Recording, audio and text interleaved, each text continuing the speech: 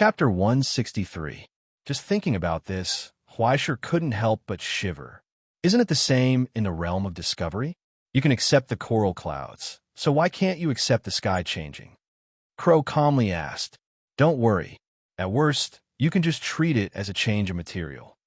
But why did it become like this? The entire border area of Dongsha is like this. To be exact, the entire border area of Asia is covered by this endless sea. Every few days, a torrent will sweep across and descend from the sky, drowning everything. Then, they will begin to rebuild and wait for the next torrent to descend. It's even worse in Rome. It's said that the entire city has sunk into the earth's crust. The fire in the Middle East hasn't been extinguished yet. The Steel City is built on fire and lava. Crow sighed. This is the proof of leaving the realm of discovery. Why sure, in a stable place like the border, you don't have to worry about other dangers, but don't think about returning to the cradle. Be tough and show your manly spirit. Isn't it just a sea? Just pretend it doesn't exist. Although he said that, it was impossible to pretend you didn't see such a big thing.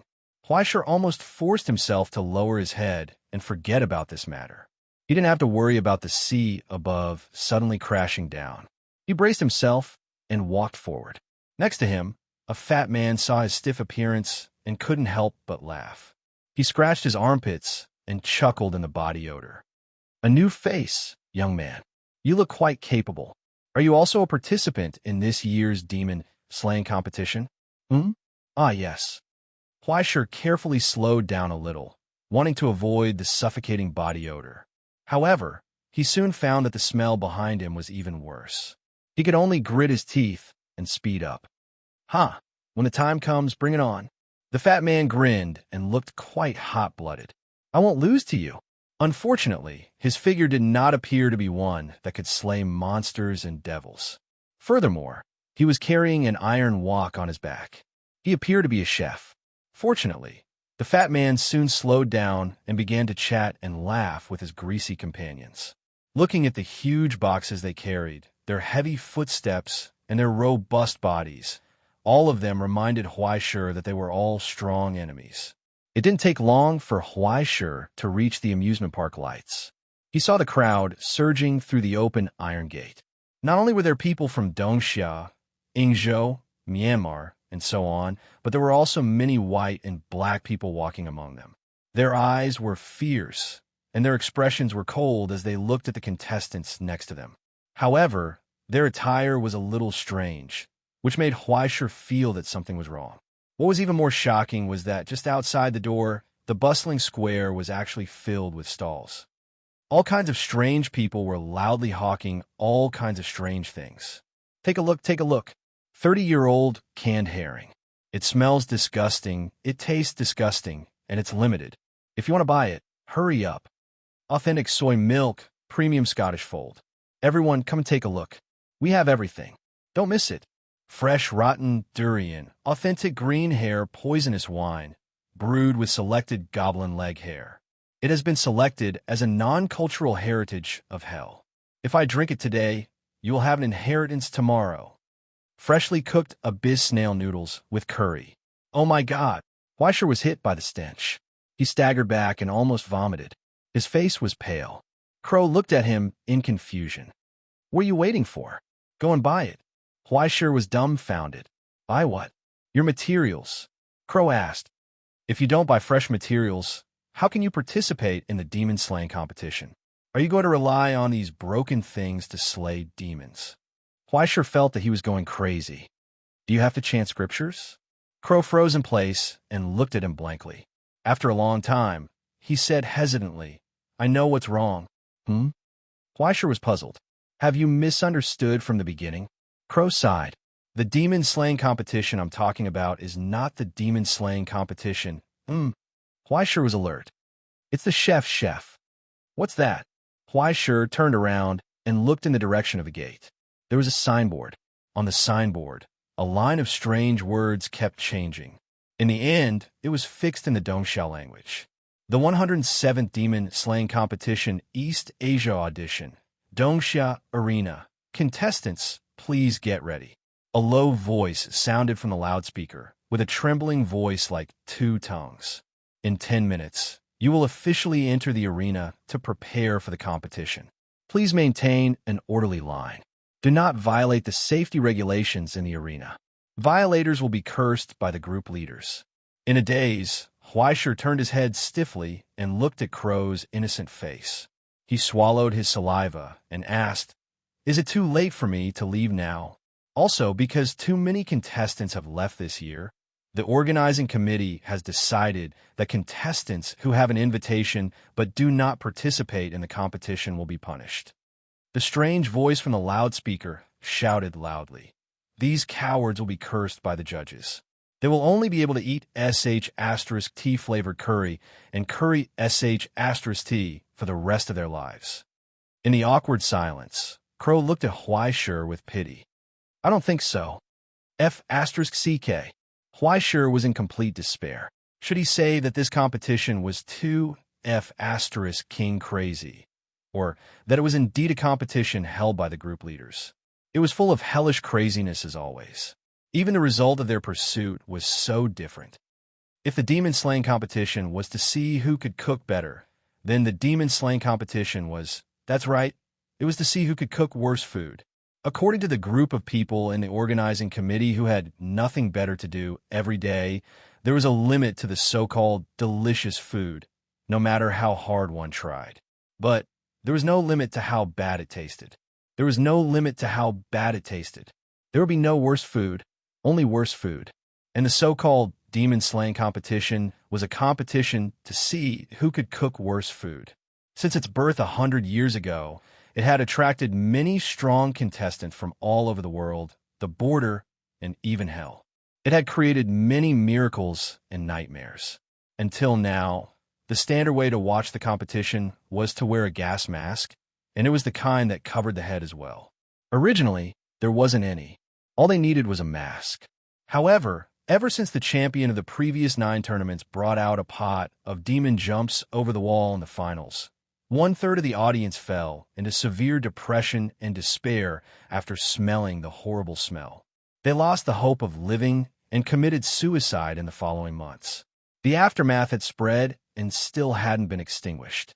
Later, in order to cherish their lives, everyone had to spend a little more money. Even if it was just the East Asian region of Dongxia, there were many hidden dragons and crouching tigers.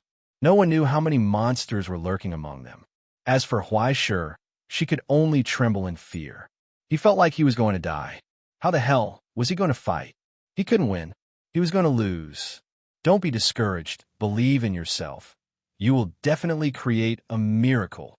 Crow had put on a crow's mouth gas mask and patted him on the shoulder with a deep voice. "I will cheer for you in the audience." What the hell? Huaisher was stunned. "You're not going with me? Why should I go with you? That stinks." It's not that." The crow coughed dryly. "The rules of the competition are quite strict, and they don't allow pets. Furthermore, I'm just a pitiful and helpless little crow. I can't help you. Anyway, I've given you the tools and you've bought the materials. After that, you can use your own creativity." After saying that, the crow left Huaisher alone and flew away. Huaisher was left standing alone in the same place. Under the fierce glare of the security guard, he walked into the contestant lounge with tears in his eyes. Then he stiffened in place.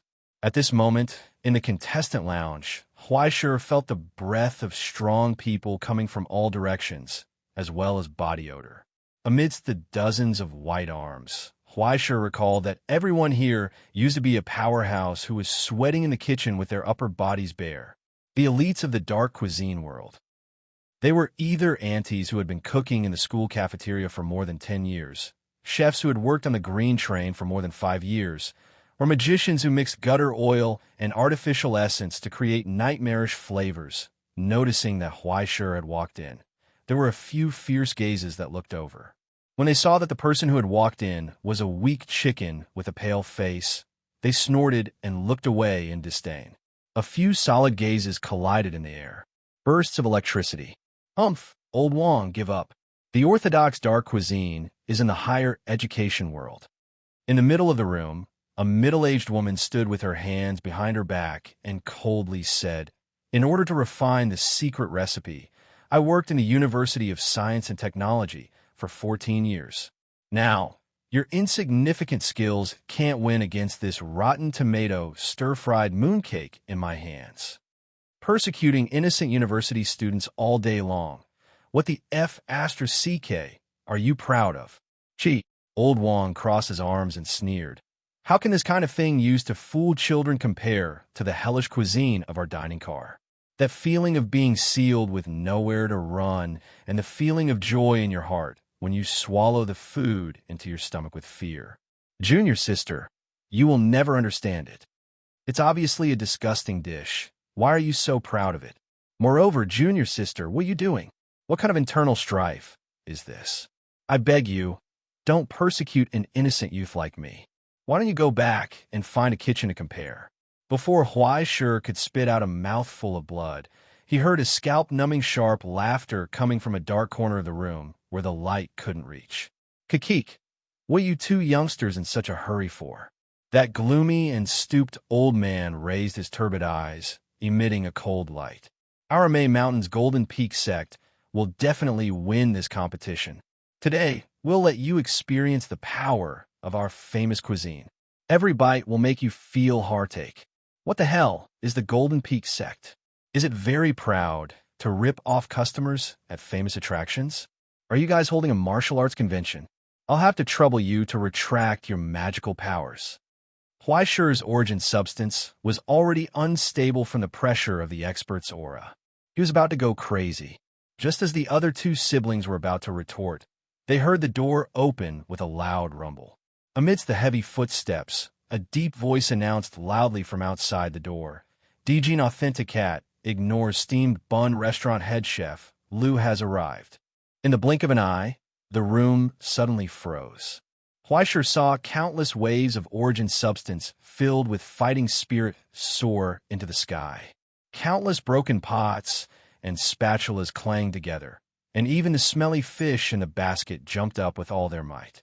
It was as if 10,000 swords were clanging together, paying respects to the great master. Chapter 164. At that moment, everyone present raised their heads in unison. A majestic pressure swept towards the door like a tidal wave. However, it immediately dissipated under a disdainful gaze. A figure walked into the lounge and sat down on the main seat. His aura was so majestic that it seemed to suppress the heavens. But right after that, another aura came from outside the door, tit for tat. Xiaxi Road Food Street Dumpling Contestant Master Zhao has arrived. Master Lu, it's time to compete this year. An old, deep laugh came from outside the door. Be careful. This old man has prepared a trump card this year. Strange skills, Master Lu sneered. No matter how many tricks you have, can you beat our 100-year-old dark stew? Before the newcomer could stand still, several powerful auras appeared outside the door. Chong, an overnight lamb soup chef, Li has arrived. Master Chun from Cheongzhou's rotten shrimp stall. For a moment, all the heroes gathered in the lounge. Even the air seemed to have solidified under the terrifying collision of auras. The Grandmasters sat in their chairs and stared at each other. Their auras fell down, crushing everything in their path. Huai Shi's face was ashen when he heard half of the announcement. He had lost all will to fight. How could he fight? No matter how hard he tried, he couldn't beat someone else's cooking. This wasn't a gap that could be made up for by skill. It was a nightmare created by the pain and anguish of countless innocent travelers. Just by looking at them, Huai Shi could see a sea of dark origin substance behind them. It was the pain and resentment of countless people who had eaten shit, as well as the sadness of self-deception that had already come. Next to him, someone handed him a tissue and said with a smile, "Don't be afraid. Just perform as usual." The person who spoke was a kind-looking older sister. Her hair was tied up in a ponytail, and she looked very capable. Huai Shi took the tissue and couldn't help but wipe his cold sweat. He shook his head with a bitter smile. How can I perform as usual? I don't even have a regular routine. All I know is how to cook noodles. It's another guy who doesn't know how high the sky is. Beside him, a man exuding a dark aura sneered. You always think that you can make it taste bad as long as you make it carelessly. You don't know how much hard work and effort it takes to make it taste bad. What's the point of making the food even more disgusting when I have nothing better to do? Huaisher didn't want to respond at all.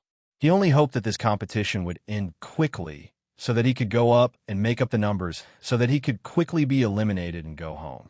At this moment, the entire contestant lounge shook. All the contestants fell silent and raised their heads. The ceiling was lifted. It was like opening a box. A huge shadow squatted outside the box and looked down at them. Soon it nodded slightly. The honorable judges have entered the arena. Get ready. You'll have the chance to go on stage soon. Those who are here to make up the numbers had better quit as soon as possible. The huge shadow opened its blood-red eye and announced coldly, "This time, an honorable lord has come. If he gets angry because of my poor skills, it won't be something that can be appeased by eating shit for the rest of your life." Boom! The lid of the box closed. In the silence, everyone in the lounge looked at each other. Their expressions were no longer frivolous. Instead, they became solemn. Huaisher swallowed his saliva and looked at the empty exit. He hesitated for a moment and shook his head resolutely. Rather than eat shit tasting curry for the rest of his life, he might as well die. He could only show his true ability. Huaisher's fighting spirit was ignited, but it was immediately burned away. True ability, my ass. He didn't know how to do it well at all. The door opened with a bang. A burly man in leather pants glanced around the room and picked up the number plate in his hand.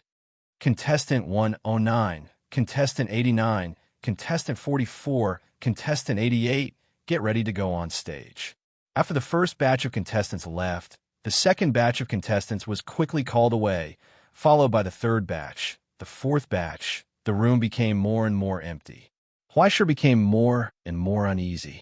In the end, even the young lady next to him, who had been comforting him, stopped talking. She closed her eyes and rested, waiting for the competition to begin. He didn't know what the result was, nor did he know if he passed the selection. The only thing he knew was that those who were called away never came back. Huaisher became more and more nervous. In the end, someone walked in and glanced at the last few people in the room. He nodded and said, "Okay, all of you come together. The judges can't wait any longer." Everyone hurriedly picked up their tools and followed behind him. This time, the judge's taste is very bad. If you are here to make up the numbers, it's best that you admit defeat and withdraw from the competition. Believe me, this is for your own good. The green-skinned orc walked in front with a list in his hand. A tentacle monster with eyes wriggled over, dragging a screaming person in its hand. "Give me another chance. Give me another chance." The person cried, "My stinky tofu can be even smellier. Believe me, give me another chance. Don't throw me in there." Another poor guy who thinks he's smart. The orc shook his head and sneered. It said that when he was caught, he really wanted to put feces in the stinky tofu. Ha! This kind of person who tarnishes cooking skills is not worthy of being a chef. Look, if there's any more trouble like this, there won't be a good ending.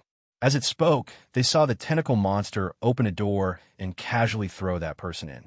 Amidst the stench, Huaisher vaguely saw a mosaic septic tank. He heard a muffled sound from afar, and then the scream disappeared. Huaisher shivered, and cold sweat broke out on his forehead. The pressure was great. At the end of the corridor was a huge arena, the number 09 audition area. Thousands of contestants had been divided into dozens of different areas to undergo the test. All the stoves were lined up in the middle of a trapezoidal square that resembled the Colosseum in Rome. The audience seats were already filled to the brim, and there were no empty seats. A thin layer of gray fog shrouded the faces of this group of visitors from hell and the border, hiding their shocking faces and identities. At this moment, they were just pure spectators, admiring the birth of a miracle in hell. On the judges' seats, directly opposite them, there were several majestic figures. Their faces were hidden in the darkness, and only their cold and harsh eyes were staring at the trembling contestants. Soon, a judge turned his head and glanced at the attendant beside him. The attendant nodded, walked forward, and announced with his head held high, "The competition topic is dessert, regardless of type or style. The eight-eyed attendant said coldly. Submit your work to the judges within 15 minutes. Otherwise, be prepared to meet the fate of the loser. Huaisher swallowed his saliva and looked at the contestants around him. Some of them were already trembling on their legs, while others were already full of fighting spirit. They pounced on the stoves, took out their tools and materials provided by the competition, and began to work furiously. Only Huaisher stood in front of the stove with a blank face, looking around, at a loss. The judges noticed that he was trying to slack off and frowned unhappily, casting cold pressure on him. The audience made irritated boos. Get lost! Get lost! Get lost! Huaisher even saw that among them, the one who was shouting the loudest was a crow. Damn it, you just want to see me unlucky, right? Huaisher speechlessly withdrew his gaze and forced himself to calm down. No matter what, he was a person who had seen the world. He could not be frightened by such a small battle. But what kind of dessert was he going to make? He flipped through the materials provided by the competition. It could be said that there were all kinds of fruits, milk, chocolate, but each of them exuded a strange color and smell. It did not look like it could be made delicious at all. This was expected. After all, it was the Demon Chef competition. It was impossible to make something like Big Dipper Soul subduing noodles. He randomly took a bunch of things and threw them on a chopping board. Then, Huaisher was dumbfounded and did not know what to do. Fortunately, there was still a mobile phone signal here. Huaisher felt as if he had been granted amnesty. He hurriedly searched for a recipe on the spot. Some sharp-eyed audience saw his screen, and the boos became louder. And just when Huaisher was in a hurry, someone had already submitted a work.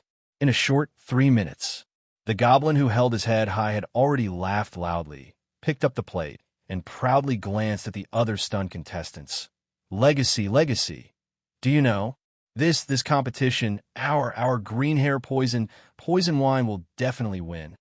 After that, he opened the plate and introduced it to the judges. Please taste wine fermented tremella. On the plate, in 4 small bowls, crystal clear tremella floated among the attractive fruits. It did not look rotten at all. There was a faint fragrance, which simply made people's appetite move. The audience who bought luxury packages could even synchronize their sense of smell and taste with the judges. They could even feel the sweetness in it. It was so tempting. When a small spoon was scooped into the mouth, a touch of sweetness burst out from the mouth and instantly occupied the tip of the tongue. When this touch of tempting sweetness had not dissipated, the demon hidden behind the sugar coating revealed a hideous smile. Then, the terrible spiciness, bitterness, and indescribable stench exploded from every corner of the mouth like a bomb. The judges paused, raised their heads, and spat out a stinky, poisonous gas. However, their expressions were not unhappy at all. Instead, they were full of surprise and straightforwardness. Wonderful! At the front, a judge who looked like a hippo in a suit opened his mouth and picked up a small spoon. He scooped up the dessert in the bowl and clicked his tongue in wonder. It's too rare. Did you bring all the ingredients yourself? This kind of tremella smoked with sulfur is simply wonderful. It's matched with these strawberries ripened with hormones, and the grass ridge dyed with the pigment to look like green tea. As for the Dominator, it's the exquisitely brewed legacy of hell, green hair poison wine. This sour taste is like licking the iron railings in the cold winter period. It's unforgettable. No, there's a different taste. Next to the hippo, a skinny man raised his head. His eye sockets were sunken like a skeleton. His voice was hoarse. You also used another material. It's hidden, but in fact, it's the most important foundation of this dessert. The judges frowned as they thought about it. It's oil. The goblin smiled and continued to stutter. I used hogwash oil, the hogwash oil mixed with green hair poison wine. Chapter 165. It's oil. The goblin smiled and continued to stutter. I used hogwash oil. I used green hair poisonous wine to mix hogwash oil. In an instant, the judges were stunned. Then they exclaimed and applauded. What an excellent combination. Outstanding taste. You really put a lot of thought into it. Soon, the judges put down their empty bowls, wiped their mouths, and then looked at each other. The hippo said, Unfortunately, it's not qualified. The skinny man raised his hand, 3 points. The one-eyed tentacle monster raised his sign, for points. The pale translucent banshee shook her head, 2 points. A towering shadow, sitting at the back, said in a deep voice, 1 point. Not a single judge gave a passing score to the full score of 10. Impossible. The goblin shook his head in a daze and staggered back. I know what you want to ask. You want to ask why we gave a good review just now, right? The hippo indifferently wiped the white fungus fragments on his front teeth with a silk handkerchief and casually spat. It's very simple. Because the materials you used are of the best quality. I can see that you spent a lot of money, and your cooking is barely passable. Anyway, as long as the materials are good enough, any lousy cooking can be done. But there's one thing you don't have. The hippo raised a finger and said solemnly, I can't feel your intentions in your food.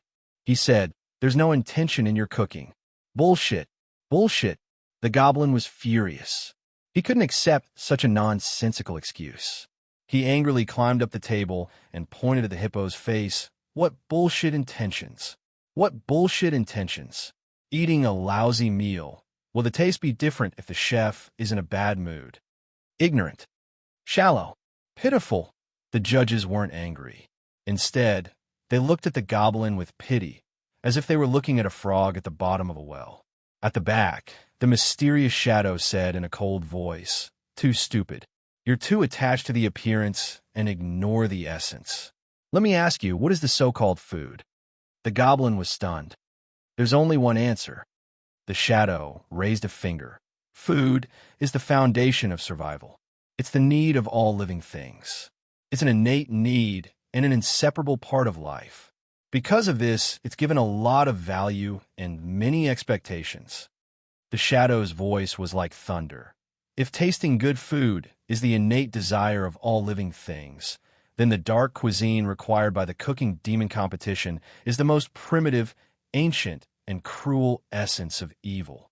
Do we need a processor like a kitchen helper? A machine that only knows how to follow a recipe's order? The goblin, the demons, he said the voice, what we are waiting is the essence created by disaster and despair. What we desire is demonic cuisine that can let us enjoy while chewing. But you're unqualified. Under the direction of the black shadow, the goblin knelt on the ground in exhaustion. His face was pale, but he was still unwilling. I don't accept this. Why do you have to say that my food is heartless? He was so angry that he even stopped stuttering. I refuse to accept this. The shadow waved his hand slightly, indicating for the guards to retreat to the side. Soon, an indifferent attendant came forward and put down a plate. This is the leftover material left behind by the contestants from the previous round. If you really have the heart of chef, then give it a try. The goblin was stunned for a long time. He looked at the broken chocolate layer in front of him in disbelief. He couldn't understand how this thing could surpass his own work. But when he reached out and picked up a piece and put it in his mouth, he was stunned. His pale face turned ashen. He couldn't believe it.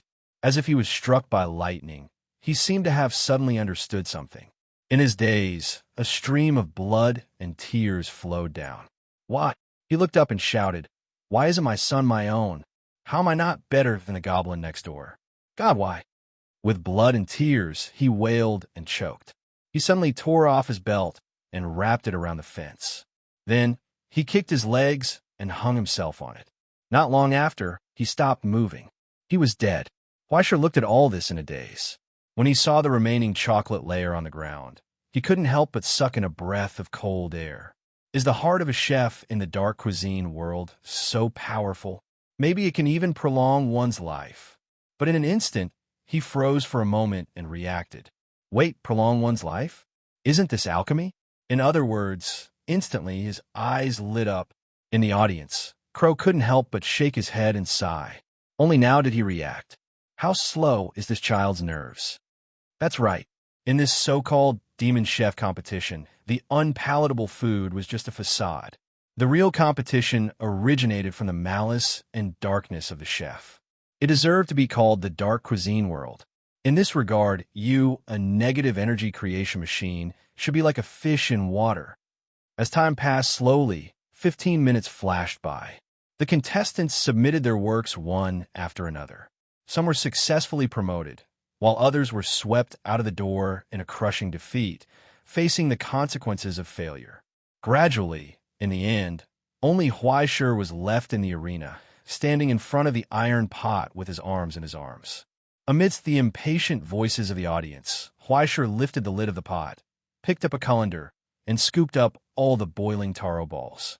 She poured them over ice cubes, then took out a large block of ice from the fridge. She spread out her hands, grabbed 2 kitchen knives, and began chopping at the taro balls. The roar even suppressed the audience's boos.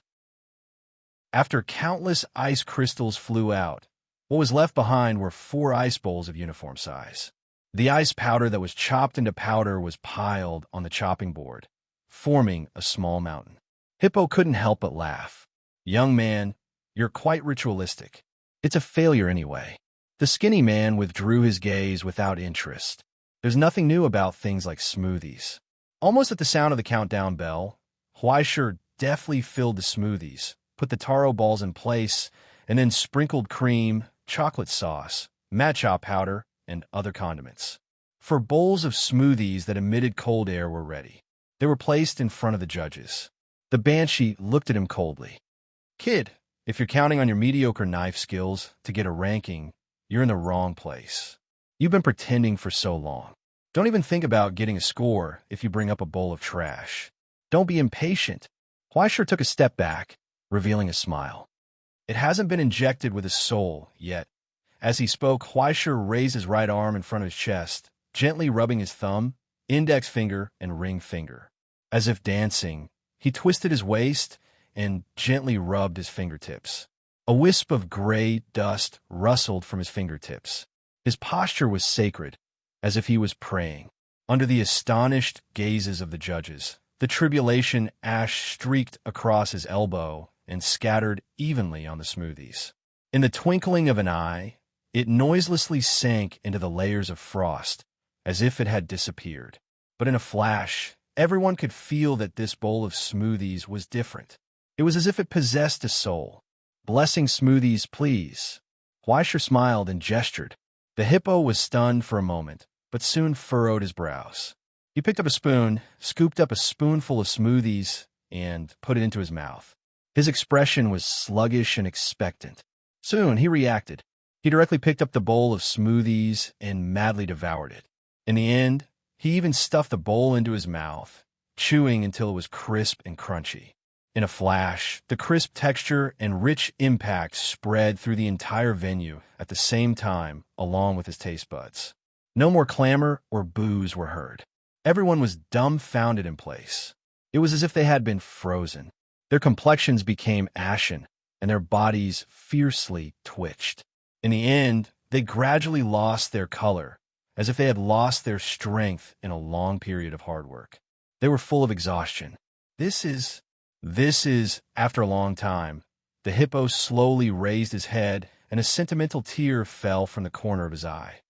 Ah, this cold impact, and full of malice, the inescapable depression and sadness.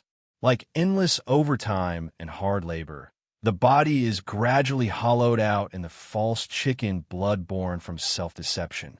But in the heart, I can't help but feel a wonderful sense of happiness.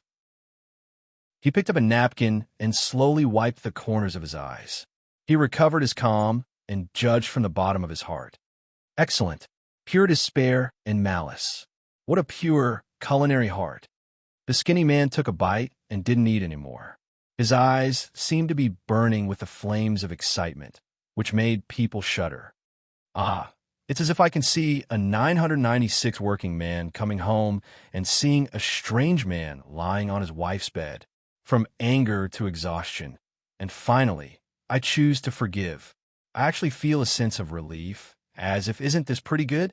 The banshee leaned in front of the bowl of ice and took a deep breath. Soon after, she began to tremble as if she had taken drugs, and the bowl of ice silently melted into water. Oh, this kind of happiness that directly overflows from the heart of Chef is so nostalgic. She pursed her lips, through the frost. The intensity of the happiness is ingeniously diluted, but makes this happiness even more long-lasting. Yes, this kind of satisfaction is worthy of the name of a blessing. Although the technique is immature, this creativity is admirable. In the long silence, only the chewing sound at the end of the table could be heard. The huge shadow tasted Huaishi's dishes unhurriedly, spoonful after spoonful. In the end, he gently put down the bowl. After pointing out Goblin's flaws, he finally spoke up. Only one word. Okay. 4 scorecards were raised. 7 points, 7 points, 8 points, 6 points. Preliminary round passed. On the list of the top 16, a new name appeared again. Huaishi advanced. Poor hospitality. Huaishi pulled off the apron on his body and turned to walk to the lounge with a smile. Unlike the confusion and uneasiness 15 minutes ago, at this moment, his heart was full of calmness and confidence. If it had to be expressed in words, then it could be summed up in few words. I'll be the king of chefs. Chapter 166. Then, when he returned to the lounge, he saw blood staining the wall. The floor was a mess. In the large lounge, there were 3 unrecognizable corpses. It was so miserable that Huaishi's scalp went numb. Oh my God! He could almost reconstruct the scene before the death of these inhuman beings. What happened? They got up from their seats and stood in the middle of the lounge. Then the knife stabbed into the heart of the one in the middle, then the one on the right, and finally the one on the left. Like moving clouds and flowing water, before blood even spurted out, the limbs were cut off, cutting melons and vegetables. Eyes, liver, arteries, lower body, kidneys, the momentary ravaging seemed to be endless. In the end, the knife cut off their throats and necks. From left to right, the blood that had been brewing for a long time finally gushed out, sputtering on the ceiling and dyeing everything red. They were finally dead. What's going on? Huaishi looked around the empty lounge in shock. No one paid attention to him. Occasionally, when someone raised their eyes, they looked at him with eyes full of coldness and ferocity. Only in the corner, the big sister who had just comforted him waved at him, motioning for him to sit down. You have to be careful, the big sister whispered. The lounge doesn't prohibit fighting to the death. Look at those guys. Oh, they died tragically. Huaishi shook his head and sighed, looking at the contestants who had advanced to the top 16. Well, now only the top 13 contestants were left. But he didn't see the previous senior brothers and sisters. He also didn't see the masters of Malbu and Xiaoshilu. It was a good thing that they weren't here. After all, it was just their cooking that tasted bad. They didn't have to stay and risk their lives.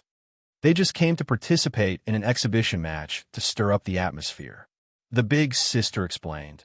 After all, for the judges, their works were too ordinary. They were invited in the hope of expanding their influence. They must be properly encouraged. Well, the case was solved. The reason why so many people's cooking tasted bad was found. Huaishi's face twitched. He didn't know what to say. I thought you would be eliminated in the first round, but you're surprisingly strong. The big sister patted his shoulder in amazement. You have to go easy on me when you meet me in the next competition. Huaishi didn't know how to respond for a moment, but seeing his awkward expression, the big sister laughed happily again. I'm just joking. Just perform as usual. She smiled and winked. After all, if we're talking about how bad it tastes, I won't lose. As long as you're happy. Huaishi was speechless. In any case, there was only one round left in the competition. After all, it was only a regional audition. It was impossible to go through 5 rounds to determine the strongest. Therefore, they used a round of 16 to round of 8. In other words, as long as one entered the top 8, they would be able to get a ticket to the global competition and receive the rewards provided by the organizing committee. Fortunately, it wasn't 16 to 8, but 13 to 8. The difficulty was slightly lower. However, Huaishi was a little curious as to what kind of questions the judges would give next. The door was pushed open. Not long ago, the waiter who had conveyed the examiners walked into the lounge. He looked down at the corpses at his feet and seemed to be stunned. However, it didn't seem like he had discovered that someone had killed someone. Instead, he seemed to be sighing. What? Why were there only a few people who died this time? It seems that they all know the rules. He calmly withdrew his gaze and looked at the contestants. The next competition will begin in an hour. There are no restrictions on cuisine, style, or method. The topic is seafood. Contestants, please get ready. After announcing this, he turned and left. The atmosphere in the lounge was stagnant again. Seafood. In the following time, no one tried to act rashly. Or rather, some people seemed to be eager to try, but they felt that the remaining contestants were hard to deal with, so they didn't try to make a move. And the big sister squeezed next to Huaishur as if she had already expected this. She smiled harmlessly as if announcing that she was with him. He found himself a bodyguard. Huaishur was helpless. He shook his head and asked, "How should I address you?" Luo Xian, Xian as in skillful. The big sister reached out and gently shook his hand. Her palm was soft like water, and her smile was sweet. Huaishur was a little unaccustomed to such a big sister's attack. He coughed awkwardly and moved a little. Huaishur, sure as in poem. Oh, is a girl's feelings always a poem? Good name. Luo Xian snorted twice and didn't tease him anymore. Instead, she closed her eyes and seemed to be focused on thinking about the question. Then, not long after, there was the sound of snoring. Hey. Huaishur reached out and gently pushed her shoulder. Aren't you prepared at all? Anyway, it will taste bad no matter how you cook it. Do I need to prepare? Luo Xian narrowed her eyes indifferently and leaned against the wall. I'm going to sleep for a while. Call me when it's time. Well, she was so friendly to this extent. Huaishur shook his head helplessly and began to think about the cooking method of the seafood. Or rather, he quickly took out his mobile phone and searched for the recipe on the spot. Inspiration like fortune smoothie was not common. He could fool around with desserts, but if he wanted to cook the main dish, he couldn't rely on his own knife skills. Fortunately, Crow had prepared a lot of things under the box. Huaishur's eyes lit up as he flipped through. It seemed maybe possible? He pinched his chin and fell in a deep thought while Luo Xian was snoring. An hour passed in the blink of an eye. When the door opened again, all the players subconsciously stood up and were ready to go. Only Huaishur was still helplessly pushing Luo Xian's shoulder. Wake up!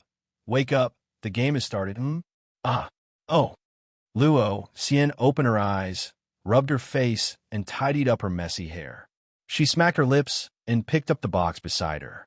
Let's go. Huaishur sighed, suddenly feeling powerless. Why was it so tiring to meet someone who was even more fearless than him?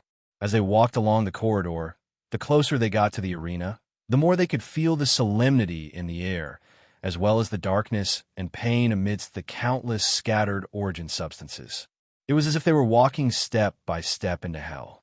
After passing the preliminaries, it was as if the veil of the Chef Demon tournament had finally been lifted, revealing the viciousness that was hidden beneath his comical appearance.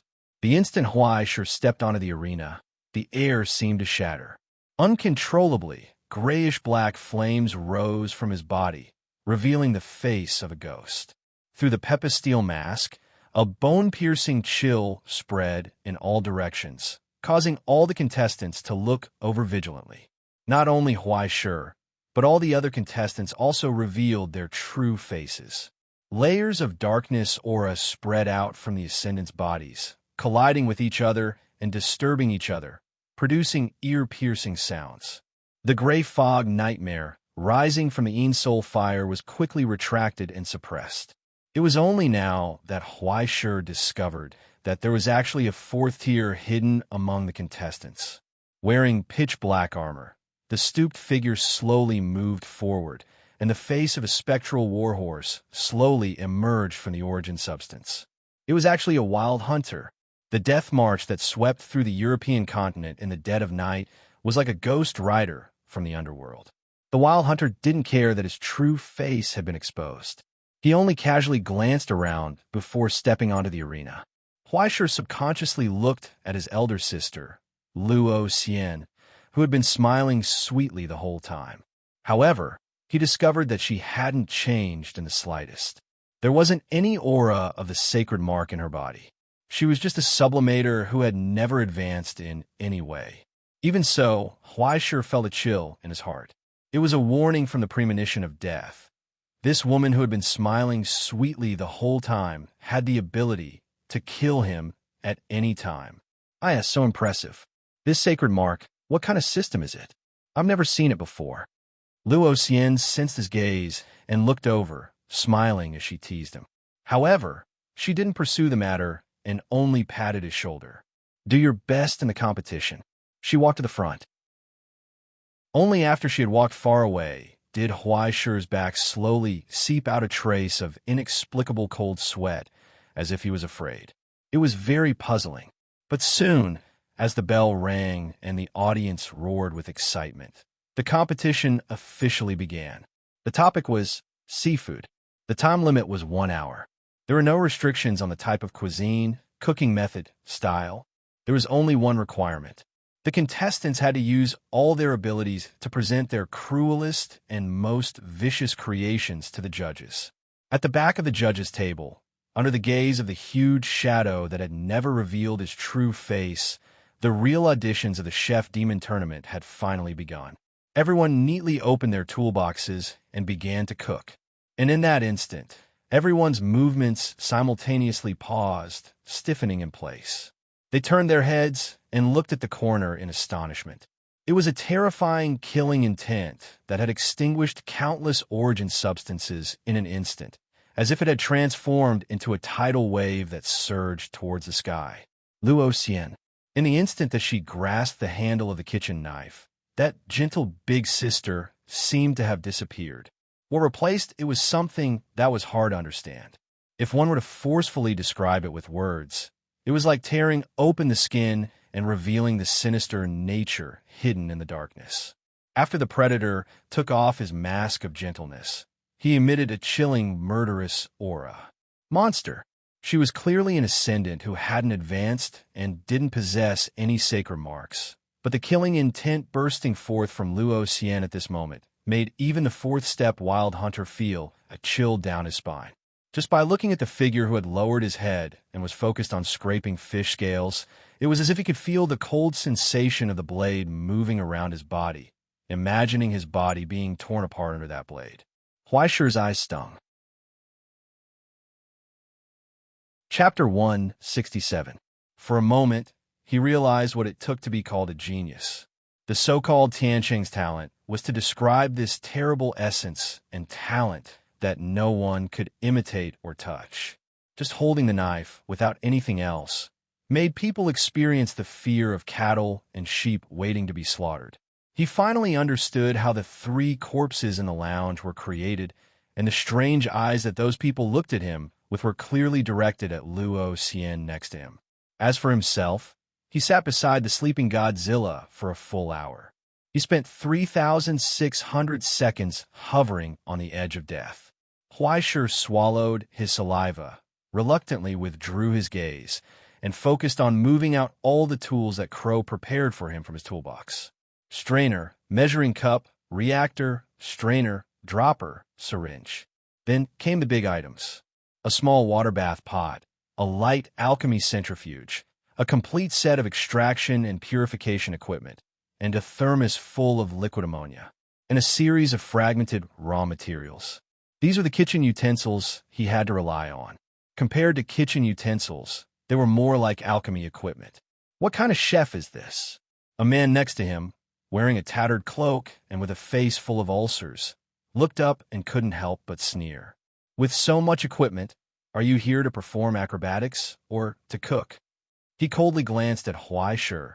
Do you think the judges haven't seen alchemy before? For a moment, even the judges on the judging panel couldn't help but frown. Huaishur opened the material box provided by the organizer, pulled out a 3-meter-long squid covered with barbs, and smashed it on the table. Hearing his words, he raised his eyes and glanced over. Don't be surprised. He raised his middle finger and asked, Have you heard of molecular cuisine? For a moment, not only him and the judges, but even the audience was stunned. What the hell, molecular cuisine? How fresh. For so many years in the dark cuisine world, there were all kinds of cuisines, but this was the first time someone wanted to create a molecular cuisine. Even the skeptic opened his mouth in shock, and a piece of the ulcers used for disguise on his face almost fell off. He immediately reacted and put the disguise on his face again. He just sneered and looked away. The competition continued. But today's competition was completely different from the previous one. Not only the atmosphere, but also the ingredients and the cooking methods of other chefs. There was no need to distinguish at all. When Huaishur cut open the squid, he found that there was basically no place on this thing that a normal person could eat. Even with his beginner level of alchemy, he was able to determine that every part of this thing carried a deadly poison. There were also the cooking methods of other chefs, the strange condiments, and the pungent smell rising from the pot. The rising flames illuminated the sinister grins on their faces. Rather than saying that they were cooking something unpalatable, it was better to say that they were thinking about how to poison the food. Only Luo Xian was cutting vegetables, heating the pot, and then cutting the pickled vegetables. It seemed that she was really preparing to make a pot of pickled fish. Although she was looking left and right, Huaishur's movements didn't stop at all. She grabbed the kitchen knife with both hands and dug out the squid's innards. After a series of crackling sounds, she cut the squid into pieces. Then, he suddenly heard the sound of wind in his ear. Without hesitation, Huaishur raised the knife in his hand and slashed forward. When the barb that flew over was cut down, he raised his head and looked at the source of the barb, the man with the ulcers. He was holding a fish full of barbs and looked at Huaishur innocently. "Sorry. It was a mistake. Are you okay?" I'm fine." Huaishur grinned. It was a mistake. His hands did not stop moving. He directly picked up a pair of pliers and stabbed it into the material box. He pulled out a strange water snake and slammed it on the chopping board. As he spoke, the knife fell and chopped off the snake's head. The strange snake's head flew up, still hissing and spitting out its poisonous tongue, opening its mouth to bite. Coincidentally, it flew in the direction of the man with the ulcers. My hand slipped." In Huaishur's apologetic voice, the man with the ulcers dodged in a panic. The snake's head drew an arc in the air and fell into his boiling soup pot. A foul stench immediately rose from the milky bone broth. All his previous efforts were wasted. The man with the ulcer's expression suddenly twisted, as if he wanted to attack, but he did not pounce. His expression only twitched, and he retracted his gaze. Obviously, under the eyes of the judges, the interference between the contestants was regarded as permitted behavior. It was better to say that the audience was happy to watch the contestants secretly fight to the death. But directly attacking the contestants was against the rules. Huaishur raised his eyebrows. He felt that he had understood something, but he did not say anything. He continued to concentrate on preparing his work. After the squid was processed, the next step was the chili. He directly chose the devil pepper from America from the materials provided by the organizer. It was said that at the border, there were really border mutants who would grow this kind of spicy chili, and the one provided by the organizer was undoubtedly the best among them. Huaishur chopped down with a knife and was already in tears. The choking and horrible smell spread in an instant, almost covering the entire arena. Everyone was shrouded in this horrible burning smell. After a while of chopping, Huaishur quickly put this thing into a bag and sealed it. Next was ginger, pepper. Pile after pile of heavy things were poured into the basin. The whole basin instantly became a small hell, with all kinds of uncomfortable colors. The contestants next to him were already dumbfounded. What the F***CK molecular cuisine? This is molecular Sichuan cuisine. At this moment, Huaishur's vision suddenly turned black. He felt that it was difficult to breathe, and he coughed violently. A sour and bitter smell suddenly surged in the air, spreading in all directions. Everywhere it passed, the movements of all the contestants suddenly became sluggish, and they felt their consciousness gradually become dizzy and absent-minded. "It's poisonous." When Huaishur abruptly raised her head, she saw the man with the rotten face sneering at her, as well as the strange soup in the boiling iron pot in front of him. The horrible smell comparable to poisonous gas spread out from it. Not to mention how horrible the soup was, just the residual poison was enough to make several contestants fall down quickly, foaming at the mouth. Soon, they were dragged down because they lost the ability to compete. In an instant, the number of contestants decreased by more than half. Only 6 contestants were left. Sorry, the smell seems a bit strong. The rotten man scooped up a spoonful of soup with a soup spoon and carefully sniffed at the tip of his nose. He raised his head and revealed a mocking smile. It didn't cause any disturbance to you, did it? No. Huaishir was still smiling. Although it was covered by the mask, there was no blame or dissatisfaction in his eyes. Later on, the smell here may be a bit stronger. Please forgive me. With that, he reached out and took out an injection gun from his pocket. He aimed it at his neck and pulled the trigger. In an instant, the strong antidote was injected into the artery, and it instantly circulated throughout his body. Looking at his stubborn appearance, the rotten man snorted and withdrew his gaze. He wanted to see how long Huaishir could last in his poisonous fog. Boom! Just in front of him, the stove in front of Wild Hunt suddenly spewed out a burst of fire, and countless flies flew out, turning into a black cloud and spreading out. Immediately after, another contestant opened the lid of his own pot, and countless screaming spirits came out of it, crazily pouncing in all directions. With the rotten man taking the lead, the whole arena instantly fell into chaos. The audience, on the other hand, shouted excitedly, cheering for the contestants they were optimistic about. They couldn't wait for someone to immediately pull out a knife and chop the others to death. In the chaotic struggle, Huaishir seemed to be uninvolved. The fire of calamity flashed on the kitchen knife, and after killing the flies, ghosts, phantoms, and other ghosts that flew over, he threw the kitchen knife aside and focused on stirring the spices that he had chopped. Soon, he put the evenly mixed spices on the stove. A trace of alchemy fire flowed out from his fingertips and quietly mixed into the blue flame. Then, Huaishir threw down the kitchen knife and stretched out his hand. The moment the cross spear appeared, Luo Xian seemed to be aware of it. She raised her head and looked at Huaishir, the corners of her eyes slightly raised. The shadow of the spear blade was hidden under Huaishir's palm. On the blade of the spear that was only partially materialized, streams of sticky dragon blood dripped down and disappeared into the spices, blossoming into pure white iris flowers silently. But then, the iris flowers were also cut into pieces. They merged into the spices, and with Huaishir stirring, they gradually disappeared. Only the fragrant aroma, under the stimulation of the alchemy fire, spread out bit by bit, quietly seeping into the noisy arena at this moment and spreading to the surroundings. Was it fun to use AoE? Huaishir smiled. Now it was his turn. He increased the firepower in his hand, urging more of the flower fragrance in the dragon blood. The sweet flower fragrance was so conspicuous among the countless stenches and pungent smells. When the sweet fragrance bloomed at the tip of the nose, all the contestants were stunned.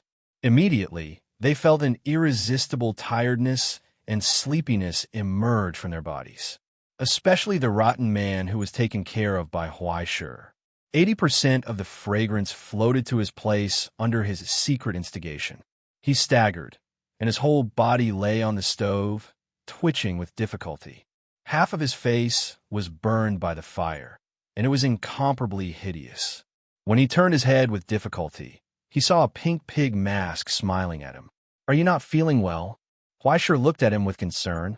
"Remember to see a doctor." After the burned ulcers peeled off, what was revealed was actually white skin and a beautiful side profile. Aware that her disguise was broken, she awkwardly climbed up from the stove and pulled up a tattered cloak to cover her face. Her eyes were full of coldness and anger when she looked at Huaishir. "Not bad, any." Huaishir whistled. "Your skin is so well-maintained, you don't look like you're in your 40s at all." Bang! It was impossible to distinguish the sound of teeth grinding or the sound of a kitchen knife being crushed. Chapter 168. The man with rotten sores gave Huaishir one last hateful glare before withdrawing his gaze. With great difficulty, he began to concoct the antidote. Every contestant here was a master of poisons. Even if they couldn't completely eradicate the poison, they could still resist the weakened fragrance of the flowers. After all, he couldn't just go over and stab him. After being deluded by the iris flowers and the fragrance of the flowers, the effects of the dragon blood were quite limited. Very quickly, Huaisher stopped releasing the poison. Even though the dragon blood was endless, it consumed his own origin substance. Even with Huaisher's large reserves compared to other contestants of the same level, it was still a bit difficult for him to release the poison for more than 10 minutes.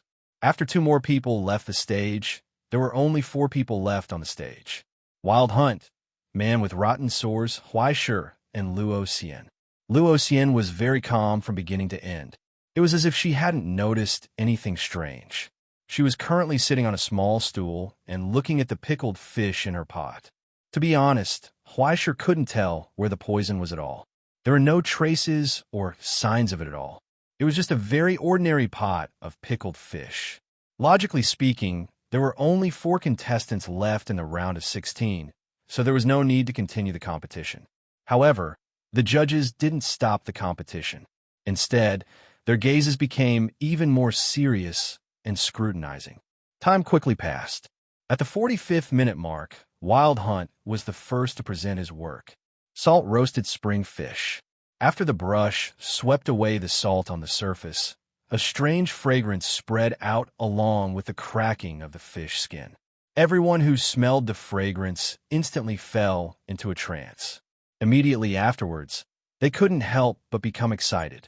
Damn, Huaisher staggered back a step, covering his mouth as sweat poured down his back. That smell, even though it had drifted so far away, still had a terrifying hallucinogenic effect that wasn't inferior to any forbidden medicine. In just a short moment, Huaisher's eyes were filled with illusions. Countless specks of light appeared out of nowhere, and the entire arena became gorgeous, as if they had ascended to heaven. The sky and earth were spinning. If it weren't for the poison resistance that Crow had cultivated, he probably would have already collapsed to the ground, foaming at the mouth like a drug addict after getting high. This was under the premise that he had injected an antidote beforehand. Oh my god, dark cuisine is so scary. Huaisher covered her nose and almost sucked in a breath of cold air out of habit. On the other hand, the judges acted as if nothing had happened. Each of them grabbed a skewer and placed it in their mouths, chewing it in large mouthfuls. Crunching sounds rang out, and the alluring aroma immediately became thicker and thicker. It was so tempting that it almost made people want to pounce on it and grab a skewer to eat. A few minutes later, the grilled fish disappeared from the mouths of the judges. The aroma lingered for a long time, causing all of the remaining contestants to fall into a trance. I know you. You were the runner-up of the Rome division 10 years ago. I didn't expect you to appear here. The skinny judge looked up. I thought you would go back to Rome to participate in the audition there. Just looking for materials, Wild Hunt said calmly. And the result? Is my work up to standard, sir? Perfect taste. This deadly illusion is concentrated in the fish. With the explosion of the fish roe, it brings a dazzling sense of depravity. Wonderful work.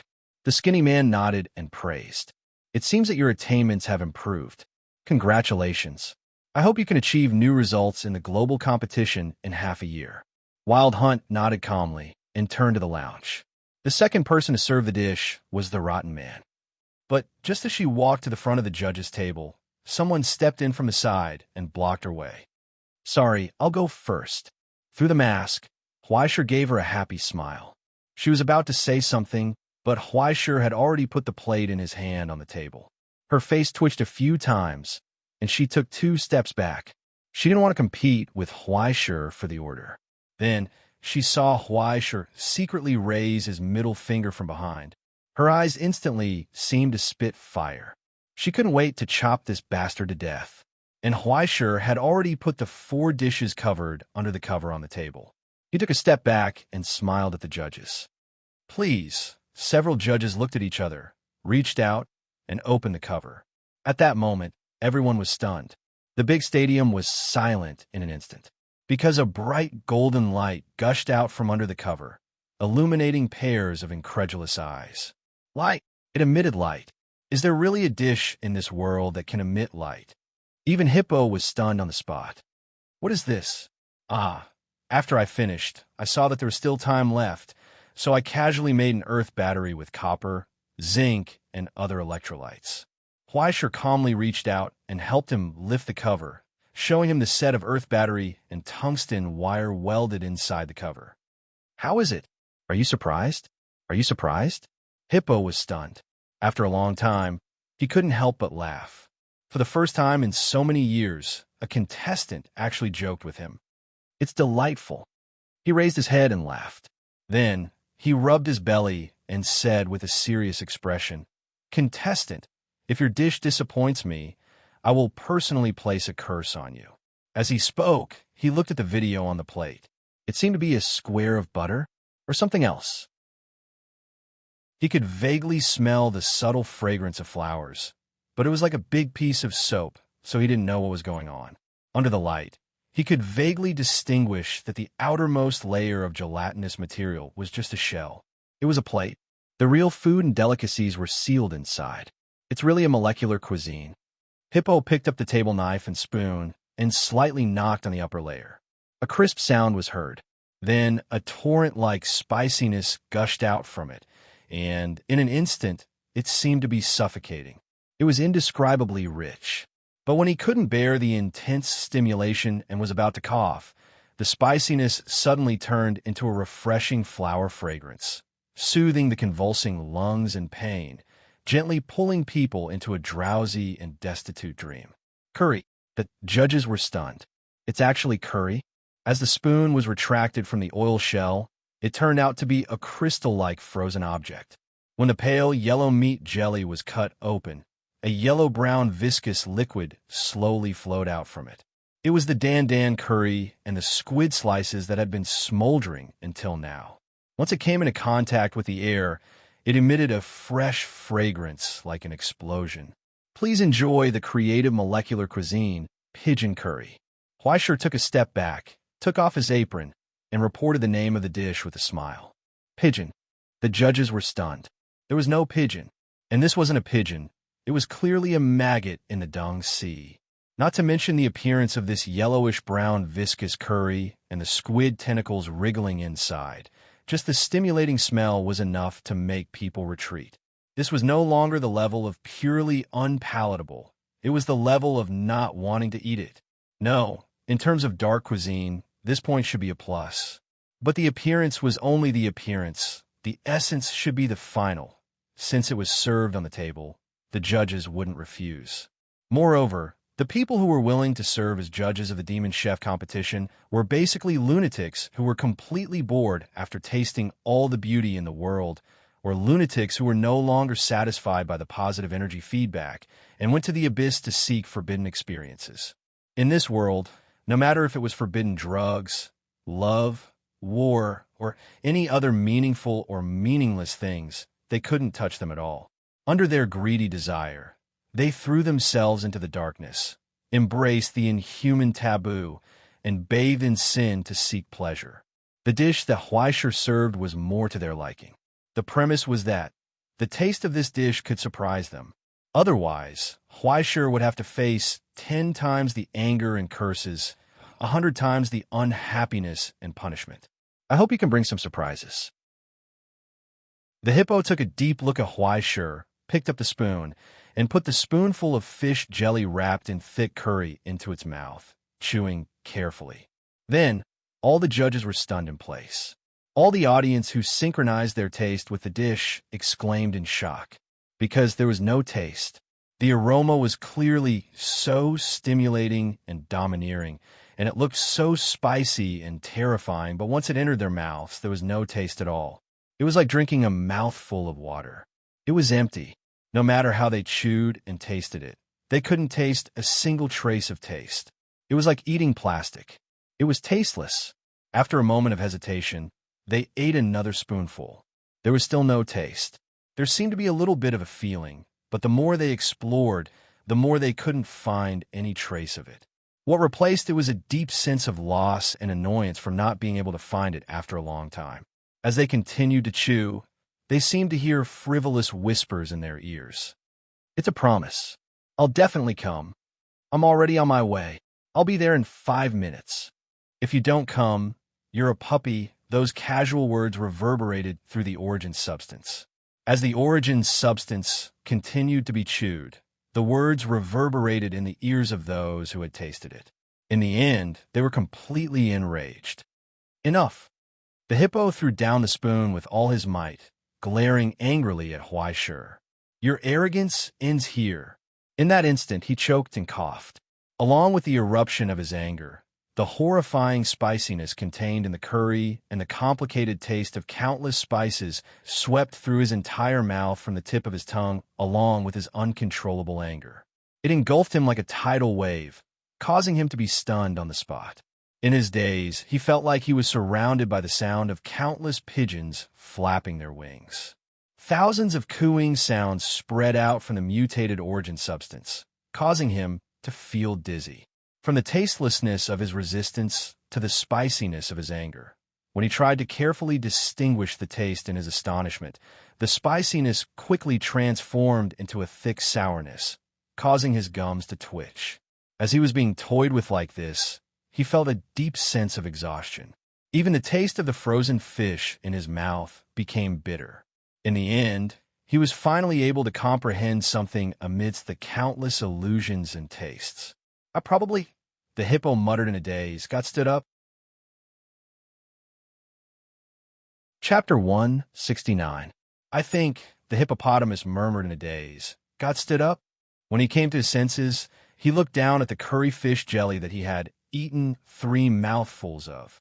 He abruptly raised the plate, opened his mouth, and poured the entire fish jelly into his mouth before chewing madly. Terrifying spiciness and fury erupted from his face again, burning his gray face red. Countless blood vessels appeared in his eyes. So it's tribulation ash. He identified the ingredients excitedly. It's tribulation ash that gives me this uneasy feeling. I've never seen such pure tribulation ash before. Was it specially made for this dish? The skinny man said vaguely. There's also fury. This is a man-made fury. A pure fury and killing intent. Blood. There's the smell of blood. The banshee inhaled the spiciness of the curry deeply, and her eyes glowed. Poisonous blood. A rare poisonous blood. It's of the dragon species. Oh, it hides deep sorrow and powerlessness, as well as an inescapable sense of death. What a familiar feeling. It's like the taste of my mother. It's so exquisite. It's irresistible. The skinny man grinned and greedily chewed the fish jelly in his mouth. With each bite, I can feel a strong sense of anticipation and an inescapable sense of loss, as if I'm wandering between gaining and losing. Is this the true essence of pigeon curry? The frenzied gluttony soon came to an abrupt halt.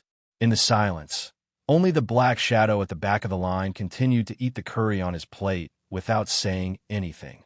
In the end, he put down his spoon. In terms of skills, you're still lacking. No, I should say, you don't even look like a chef, do you? The black shadow slowly wiped his mouth and commented, creativity and ingredients have made up for your shortcomings. I can see that you have an excellent cooking heart and dark wisdom, and you have ample potential in the field of cooking. He paused for a moment, and there was no arrogance in his voice. Instead, he gave a careful evaluation. Although this dish doesn't have the right to be served in the main banquet of the abyss, it's still qualified as a snack. I'll give you 7 points. 8 points, the banshee chimed in.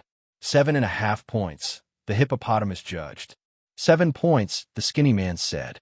And so, Huai Shi passed the preliminaries and completed this competition perfectly. He also received an invitation to the international competition half a year later.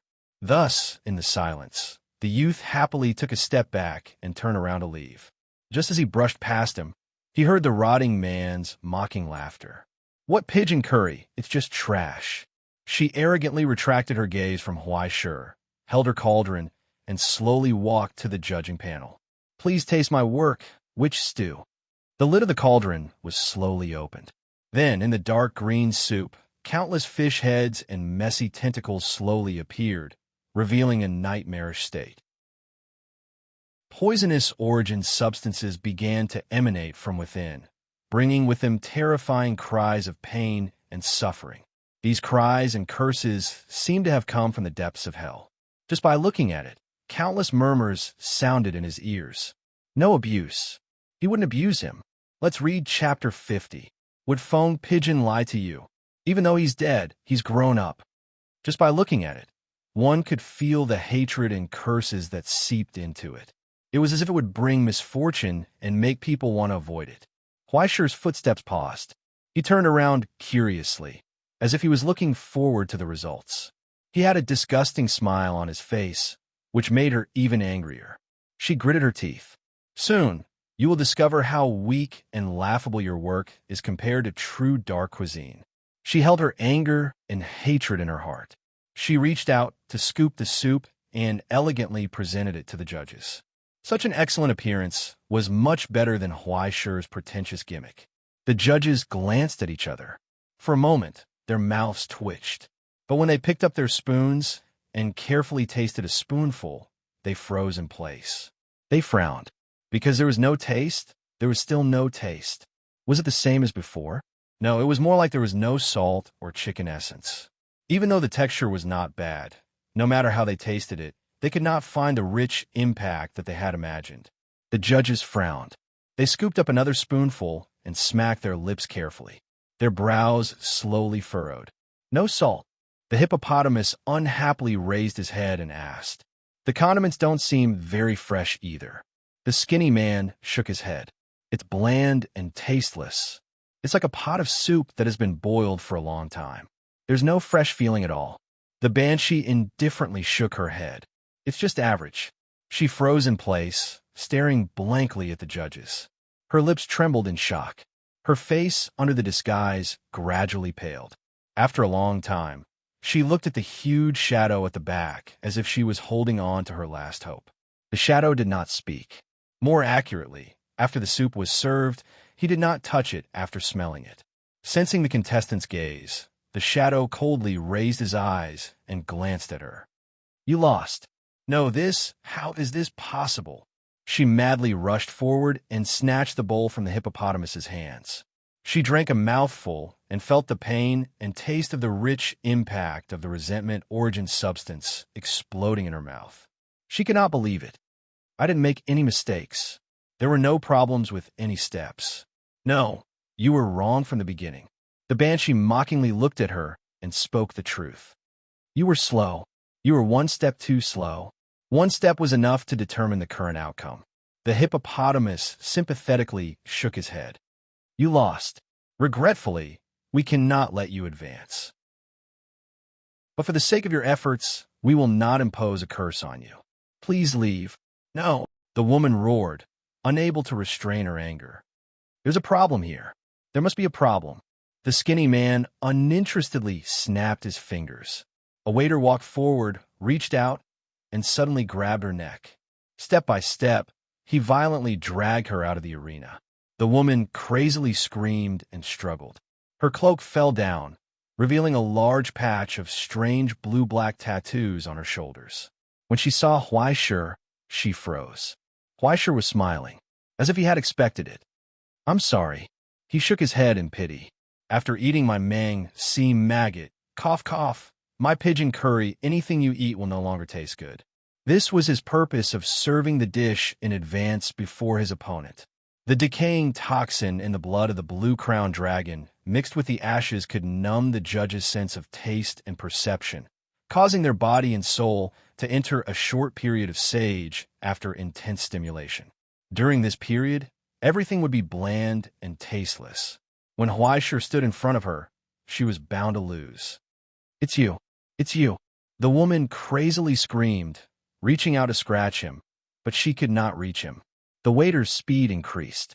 As if deliberately waiting for him to finish his explanation, he pulled her up and threw her out of the door that appeared in front of him. The door closed. The woman disappeared. Huaishi raised her head and saw the judges with strange smiles on their faces. They did not seem to be angry about being tricked. Instead, they looked at Huaishi with more praise and encouragement. Perhaps he had succeeded in promoting the theme of the Demon Chef competition's first place and second place in the competition. Wasn't the life and death struggle between the contestants the best program to eat? At this moment, he saw Luo Xian carry her wok and walk to the judge's table. Huaishir was stunned. The words just now were not only for the defeated woman, but also to remind Luo Xian to wait for a while before presenting her work. But he did not expect her to be so confident. She actually served the dish directly. Even the judges were a little stunned. Commendable courage. The hippo nodded and praised. He looked down at the pickled fish in front of him and frowned. Then, he poked at it with his chopsticks, and his frown deepened. Something seemed wrong. There was no sudden golden light. There was no soaring resentment. There was no strange fragrance spreading, no matter how he looked at it. It looked like a very ordinary pickled fish. He opened his mouth suspiciously and took a bite. Then he was stunned again. His expression suddenly twisted, as if he had seen a ghost, or a ghost that came out of nowhere and saw him. In short, he looked like he had seen a ghost. He looked at Luo Xian in a daze. His fingers twitched. The hippo made a sound with difficulty and suddenly raised his hand to cover his mouth. Then, in the screams of countless audience, he bent down and vomited. He vomited. He actually vomited. After being used to countless storms, the judges actually fell in front of this pickled cabbage fish. Not only the hippo, but the skinny man also spat out white foam. He forcibly covered his mouth to prevent himself from vomiting. Fortunately, his mouth was relatively small. He could cover it, but the banshee had already covered her face and screamed. It was actually so unpalatable. Even the black shadow was stunned for a long time and said in a startled voice, "The younger generation will surpass us in time. The younger generation will surpass us in time. This boy will definitely not be a fish in a pond in the future." So powerful. Huaishir looked at the judges with a stunned expression. He took out a magnifying glass and observed the remaining fish in the pot attentively. But no matter how he looked at it, it looked like a plate of ordinary pickled fish. There was nothing unusual about the smell and appearance. It even made him have some appetite. "Do you want some?" Luo Xian picked up a piece of fish with chopsticks and put it on a plate. She handed it over and smiled helplessly. "To be honest, I think it's just so-so."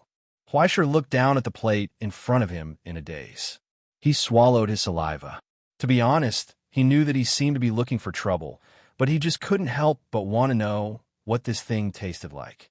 Anyway, he watched the whole cooking process. There was no poison or any unusual cooking methods at all. It was just an ordinary fish. No matter how unpalatable it was, it couldn't be that bad. With such a mood, Huaishir made a decision that he would regret for the rest of his life. He picked up the chopsticks. He took a bite. 3 seconds later, he knelt on the ground and vomited the stinky bile in embarrassment. His face was full of tears. How could, he shouted in grief and indignation. How could it be so unpalatable? Chapter 170. Disgusting. Too disgusting. It was so disgusting that words couldn't describe it. It was as if 100,000 hooligans had just finished playing soccer and were now dancing on the tip of his tongue. When that taste surfaced on the tip of his tongue, Huaishir's mind was completely blank. His origin's substance wailed in agony, and he seemed to have lost consciousness in an instant. However, he had still lost that memory. It was as if even the Book of Destiny wasn't willing to record that terrifying memory, leaving it blank. That was an indescribable feeling of despair. Huaishir began to regret and fear. Immediately afterwards, he began to ponder the meaning of life, the universe, and this world. He wondered where he was going, and why he was still alive. By the time he came back to his senses, he was already kneeling on the ground. Sweat was pouring out of his body, and he couldn't help but convulse. He could feel waves of pain emanating from his stomach. Very quickly, he was free. He couldn't feel his stomach anymore. Even his taste buds had closed off from the terrifying impact, blocking out that nightmarish feeling. All that was left was a terrifying shadow that lingered in his soul. Why? Huaishir couldn't help but cry.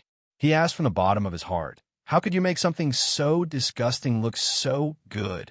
Luo Xian sighed helplessly when she saw his wretched appearance. Very quickly, a sweet smile appeared on her face. "Silly child." She bent down and gently stroked Huaishir's hair. She gently said, "Of course it's because of love." Yes, in this cruel world, apart from love, was there anything else that could make everything so beautiful? Love. This was the conclusion of the Chef Demon Tournament. Love triumphed over everything. By the time Huai Shi completely regained consciousness, he was already standing on the podium. He was like a marionette as he received the invitation to the main competition in half a year from the judges. He felt as if he had just experienced a nightmare that he didn't want to recall. "Little brother, you really aren't afraid of death. What kind of damn thing did you eat?" The crow landed on his shoulder and asked curiously, "Your origin substance almost collapsed. You were almost turned into a vegetable by a dish." "Please don't say any more," Huai Shi begged helplessly. "Don't remind me of the stupid thing I just did." All right. Crow shrugged and sighed, patting his head sympathetically. "It's all in the past, isn't it? So I have to forget who pushed me into this pit of fire. To be honest, you can't be blamed for eating other people's dishes." Crow was about to say something, but under Huai Shi's dead fish eyes, he was speechless. Although he had received an invitation to the main competition, Huai Shi would not go even if he was beaten to death. It was said that during the main competition, even the high and mighty rancher would send a doppelganger to watch. Why would Huai Shi go? Sending food to the door. At that time, people would see that it was this little brother who killed many of my family members and ruined my business. I'll use him to cook for me. What about Huai Shi? He couldn't even run. He would obediently receive his reward and go home. Otherwise, he would really think that he was the boss of hell. Very quickly, the 3 contestants who had passed were brought to an office of the organizing committee. An attendant carefully opened the box of gifts from hell and took out 5 items. According to the rules of the competition, you can choose any one item. After the attendant finished arranging all the items, he retreated to the side, letting the contestants choose whatever they wanted. There was a bowl half filled with white ashes, a yellowed black and white photograph, a jar of seasoning, a small wooden bottle, and a small leather ring with 2 curly hairs growing out of it. It looked like a second-hand store clearing out goods. However, every single item emanated origin substance fluctuations that were either shocking or contained. Some of them were formed purely from origin substance. Without a doubt, these 5 items were all relics from the border. As long as the words relics from the border were attached, it meant that they were undeniably expensive and rare. If they had the ability to help people, the price would probably be even higher. From this, it could be seen that the Chef Demon Competition's organizing committee was extremely wealthy. Huai Shi examined the 5 items one by one. The most precious item in the bowl of white ashes wasn't actually the bowl. The bowl was just a container. What was frightening was the dozen or so grams of bone ashes that contained a strange aura. The bone deep pressure and cold aura proved the value of this pile of bone ashes. Even though he didn't know what it was used for, it was probably an indispensable material for alchemy creations and curses. That yellowed photograph was purely an illusion. It didn't have a physical body. In other words, it was a curse that had been forcefully given a physical body by the leaders of hell, a curse that could be touched and picked up by humans. However, the instant one picked it up, the curse would probably wrap around them, right? However, what was even more precious than the curse was the fate that it represented. Perhaps the person who was given the curse would also receive some sort of fate that was passed down in hell. It was just like a treasure map. No one knew what the final destination was. The jar of seasoning was obviously a jar of seasoning. It was filled with all kinds of crystalline condiments, and a strange fragrance could be smelled from dozens of steps away. Then, he could feel his origin substance begin to rapidly mutate. Huai Shi could only rejoice that the effects of his antidote hadn't expired yet. He couldn't recognize the wooden bottle. It was covered with patterns and spots that resembled human faces. Being stared at by so many distorted faces, Huai Shi didn't feel good. As for the small leather band at the end, he couldn't tell what it was at all. Armband.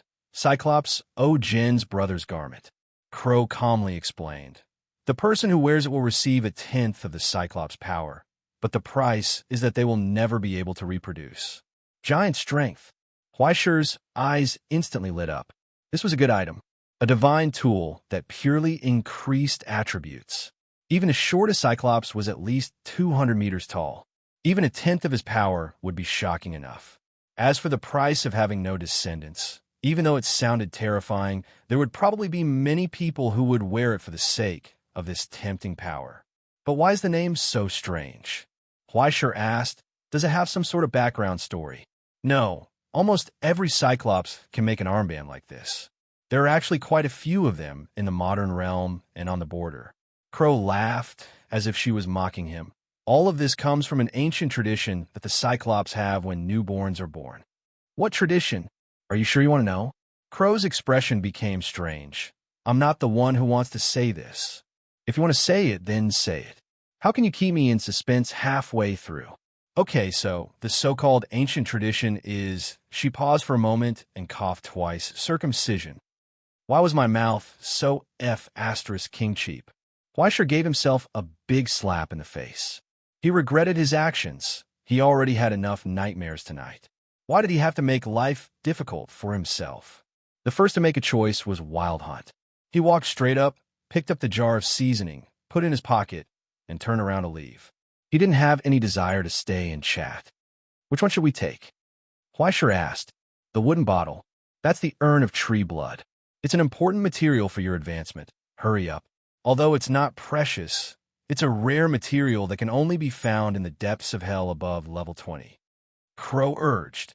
If you miss this opportunity, you won't get another one. Huaishur decisively stepped forward and reached for the wooden bottle the size of a milk bottle. Then it touched the other hand. Oh, what a coincidence. Luo Xian raised her eyebrows and seemed surprised. I want one too. Huaishur frowned in confusion and looked at the big sister in front of him. She did it on purpose, didn't she? No matter how he thought about it. It should be on purpose. She didn't choose earlier or later. She just had to come and intercept Huaishur when he was choosing. Yes, what a coincidence. Huaishur nodded, but didn't take back his hand. Instead, he looked straight at her through the mask. Can't you give it to me? I can consider it. Luo Xian smiled mysteriously. How about we make a bet? What bet? Before Huaishur could open his mouth to ask, he felt a bone-piercing chill engulf him, a premonition of death. In the blink of an eye, he retreated 4 steps away and was ready for battle. Luo Xian didn't take the opportunity to take the bottle away. Instead, she retreated a few steps like him and looked around. Finally, her gaze fell on the mop in the corner of the room. As for what a bet, she slowly walked over and picked up the mop. With a kick, she broke the mop in the way, leaving a long wooden stick in her hand. The sharp stubble pointed straight at Huaishur's throat. According to the favorite rule between ascenders, let's have a match. Luo Xian casually carried the mop on her shoulder and tilted her head to look at him with a smile. The loser has to give up this thing. How about it? And the winner? Huaishur's expression became indifferent. It's very simple. Luo Xian smiled. The winner can live. Isn't that enough? In that instant, Huaishur retreated quickly. He retreated again. He retreated 10 steps. His fingers twitched slightly, and he grasped the handle of the invisible axe behind him. As for the mop, it had already pierced the place where his throat should have been.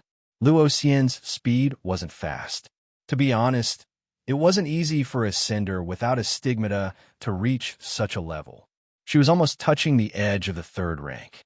In other words, she had reached such an extreme speed purely by relying on her own muscle strength. It couldn't be described as innate. But what made Huaishur even more fearful was that simple stab actually gave Huaishur the feeling that he had no way to escape except to retreat. He was being stared at by some sinister and terrifying thing, by some bloodthirsty beast. Luo Xian smiled.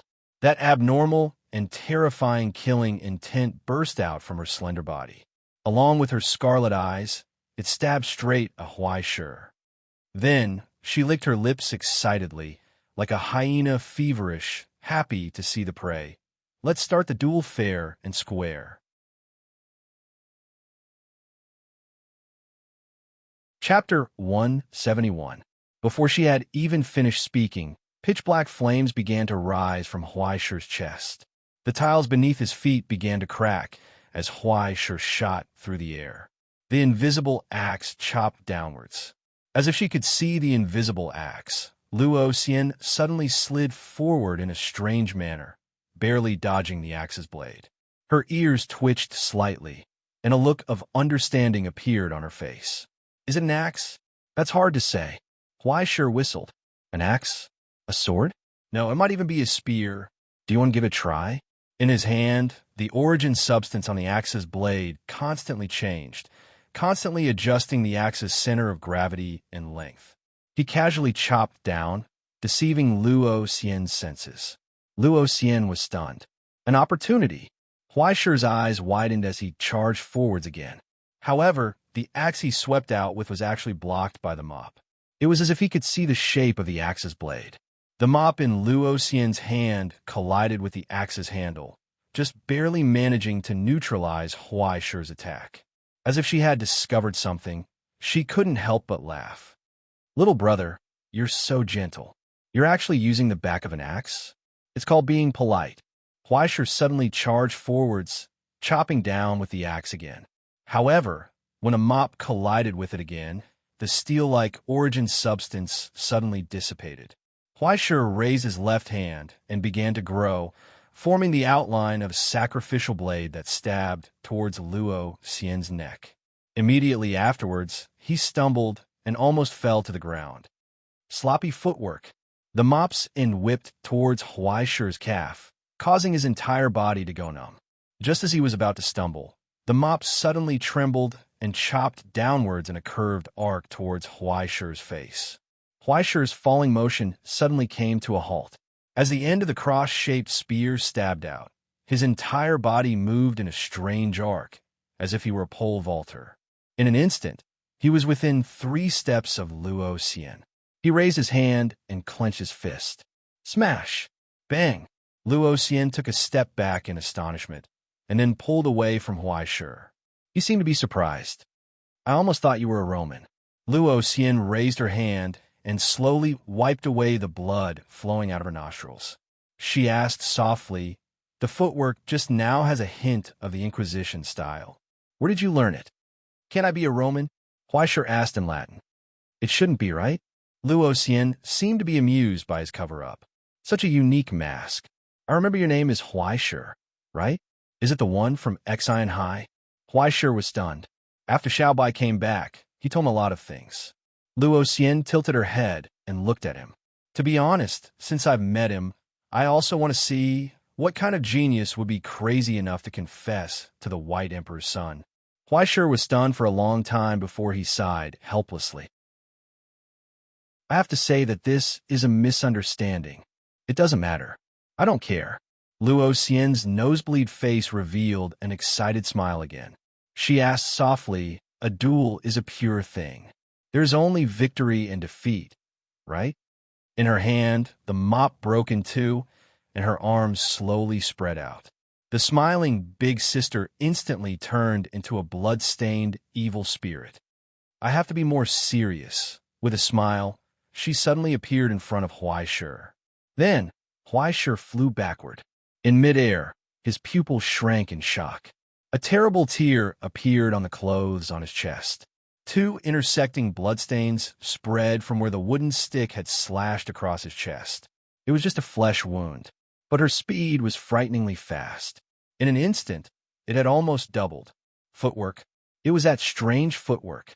It was similar to the legendary shrinkage, but it was not a camouflage formed by quietly moving forward with the toes and changing positions of the body. Instead, it was close to shortening the distance through that strange rhythm and trampling method. Huaishir landed on the ground and chopped down with his axe, trying to force Luo Xian away.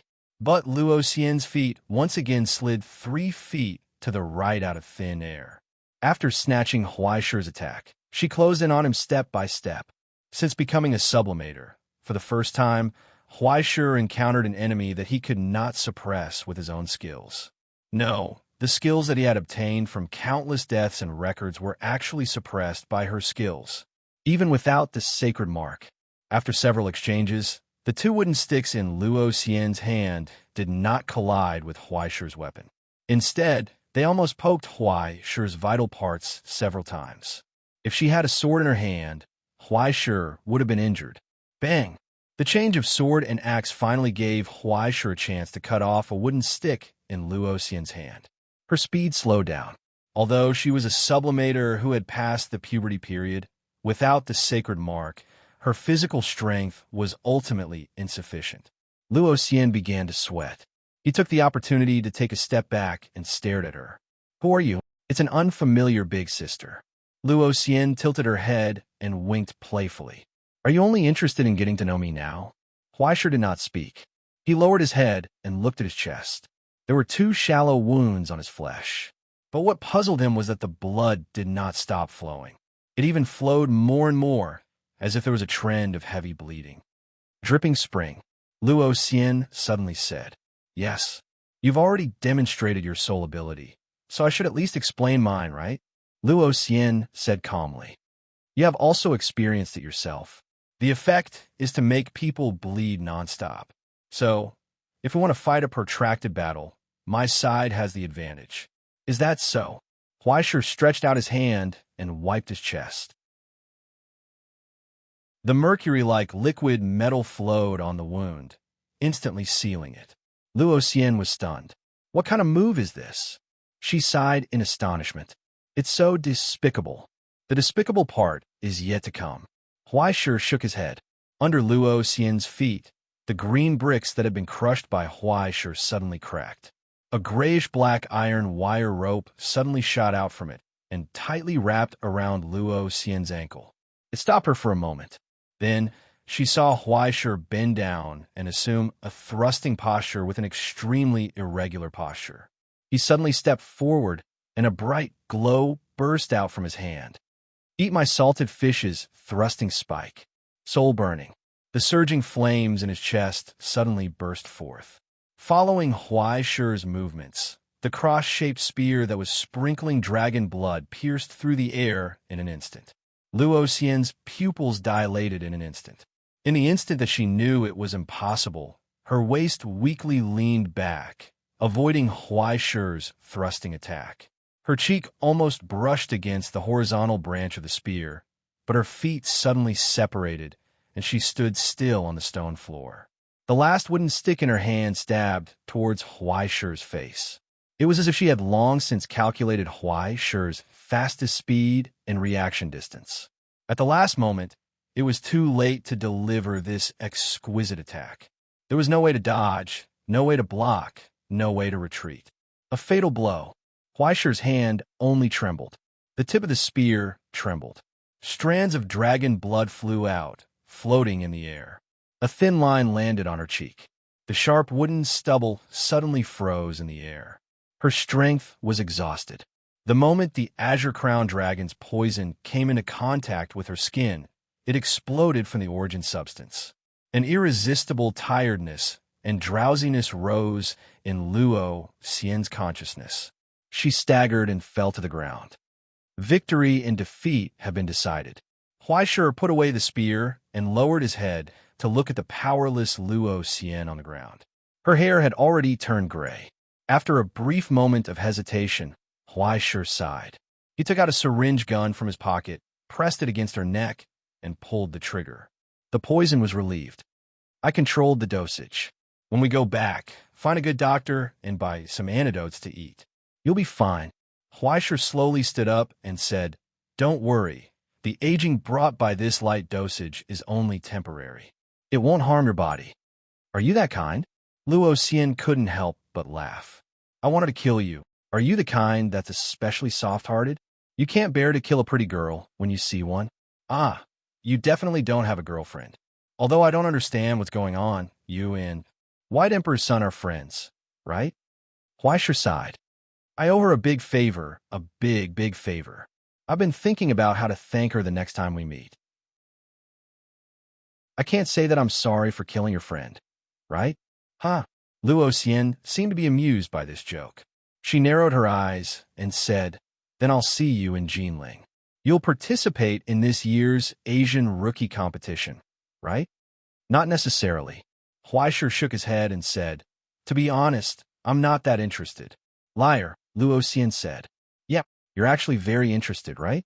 As if she could see through the young man's heart, the sly older sister snorted softly and said, even if you say that you won't jump off a building, when you meet an opponent, your hands will still itch. When you meet more opponents, your heart will itch unbearably. When you meet an enemy that's like iron in their bones, you will be uncontrollably excited, just like me. Otherwise, you wouldn't have such a cold expression on your face, would you? Luo stared into his eyes and grinned. You look like you're completely saying that your opponents are a bunch of chickens and pottery dogs, so you're not interested at all. Whatever you say. Huaishir sighed and looked at her one last time. He turned around and walked to the front of the stage. He picked up the jar of tree blood that Crow said, turned around, and pushed the door open. When he walked out of the venue, he saw the messenger who had been waiting there for a long time. Contestant, please wait. The six-eyed messenger, who Lu Zhou had met once in the arena, came forward and said politely, a judge has sent you a gift. As he spoke, he raised the box in his hand and held it in front of Huaishir's eyes. Judge. Huaishir was stunned and immediately took 2 steps back. He was afraid that the box contained a curse that would make him eat *T for the rest of his life. Why do you want to give me a gift? Don't worry, this is not a curse or harmful item. It's an extra prize for you. It's a gift from that honorable lord. As he spoke, his 6 eyes looked into the distance. Huaishir followed his gaze and saw a majestic and huge carriage. Dozens of tall black horses were snorting and stomping the ground impatiently. In the carriage, Lu Zhou could vaguely make out the outline. It was the huge shadow sitting at the back of the judge's table. Sensing Huaishir's gaze, it slowly raised its hand and lowered the brim of its hat toward Huaishir as a form of greeting. The leader of a large group from the depths of hell, the Blade of Doom, the ruler of the Death Factory, the honorable sponsor of the Cooking Demon Tournament, the unparalleled butcher of heaven. Lord Oink, that's what he said. The servant repeated, although your cooking skills are not worth mentioning other than creativity, at least your mask is very interesting. As he spoke, he put the gift in Huaishir's hand, bowed and said goodbye. Then, he left with the carriage and disappeared into the night. That's possible? Huaishir touched the mask on his face and was stunned for a long time. It was somewhat unbelievable. Chapter 172. 3 days later, in the Stone Marrow building. In the silent basement. No, it should be said that in the basement. Even though this dilapidated basement was only about 10 square meters, Huaishir's physical strength and various tools still took him 3 full days to dig it out. It was only yesterday that he had finished digging. The shoddy air purifier buzzed, slowly sending fresh air down bit by bit. However, it still couldn't disperse the oppressive atmosphere of this place. On the contrary, it made him feel even more annoyed. Under the flickering yellow light, Huaishir wore a mask. He expressionlessly raised the emerald-green syringe in his hand and walked step by step into the corner. In the corner, the tied-up crow was frantically struggling. It trembled, and its eyes were filled with panic. To be honest, you've always helped me, but it's really hard to predict that things would end up like this. Huaishir grabbed its neck and stabbed the syringe. The emerald-green poison was slowly pushed into its chest. Rest in peace, my dear friend. In the blink of an eye, the crow quickly shriveled up. It was as if it had been weathered for decades. In the blink of an eye, it was dehydrated and dried up. Only the poisonous origin substance rose from the shriveled corpse like mist and quickly dissipated into the air. Huaishir stared at it with pity. After a long time, he threw the crow's corpse into the trash can in the corner without any pity. It looks like it was a success. He turned around and looked at the crow standing on the table. What do you think? I say, you're just testing a medicine. Can you not do all these fancy things? The real crow stared at him. No, to be honest, Huaishir didn't know if she was really a crow or not, but she looked like one. It's one thing to test a medicine, but you deliberately bought so many crows. You did it on purpose, didn't you? Since I'm going to test the medicine anyway, why not find an animal that can make me a little happier, right? Huaishir stared deeply at the scammer in front of him. As for why the test subject looks like you, I can only say that you're overthinking it. It's just a coincidence. Wow, what a scumbag's tone. You're no longer that innocent and cute little Huaishur. So whose fault do you think this is? While bickering, the two climbed up the ladder to the basement. After closing the door, Huaishur passed through the sterilization room and several sets of sterilization equipment before finally returning to the basement of the Chalcedony Hall. The entrance to the cellar had been strictly separated by layers of physical isolation. It was a biochemical level defense. After returning to the basement, Huaishur's first reaction was to walk to the corner and look at the wooden bottle that was solemnly placed in the center of the thermostat cabinet, or rather, the tree blood urn. Now, the wood grain and scars on it were completely different from when it was first brought back. The faces had already moved and overlapped with each other. In the end, it formed a three-dimensional face that resembled Huaishur, as if it had been carved out of it. It was already 80% similar. If Huaishur hadn't seen it become like this with his own eyes, he wouldn't have believed that it was naturally formed. It's about to mature. Crow glanced at the bottle and nodded slightly. Keep watering it every 6 hours. It will probably enter the final stage tonight. Huaishur shrugged, took out a knife, and cut his wrist. Fresh blood with rich negative energy slowly flowed out of the wound and dripped down from his fingers into the tree blood urn. After filling up the cup's groove, it slowly seeped into the wooden texture. In the sound of growth, Huaishur could even see his face on the bottle changing little by little. It was becoming more and more like him. This was what Crow said, a tool that was crucial for Huaishur's advancement. Rather than an advancement, it's better to say that it's an adjustment before the advancement. Crow said mysteriously, "You see, sometimes if you want to smuggle from Africa, you have to think of more ways smuggle." What's smuggle? Huaishur subconsciously became alert. Don't tell me it's a conversion of the system. It's not a conversion of the system. How should I put it? Let me think. Crow pondered for a moment and explained, "Now you know that the so-called abyssal system is actually the celestial genealogy established by the Astronomy Society. But in fact, the Astronomy Society is only a processor, not a creator. Do you understand? No miracle comes out of thin air. No matter how powerful the Astronomy Society is, even if they can restart the world more than a dozen times, endlessly subvert the law of conservation of matter, and recreate the universe, they still can't create a real miracle out of thin air." "Isn't this a miracle?" Huaishur asked. "Then, let's have another basic lesson."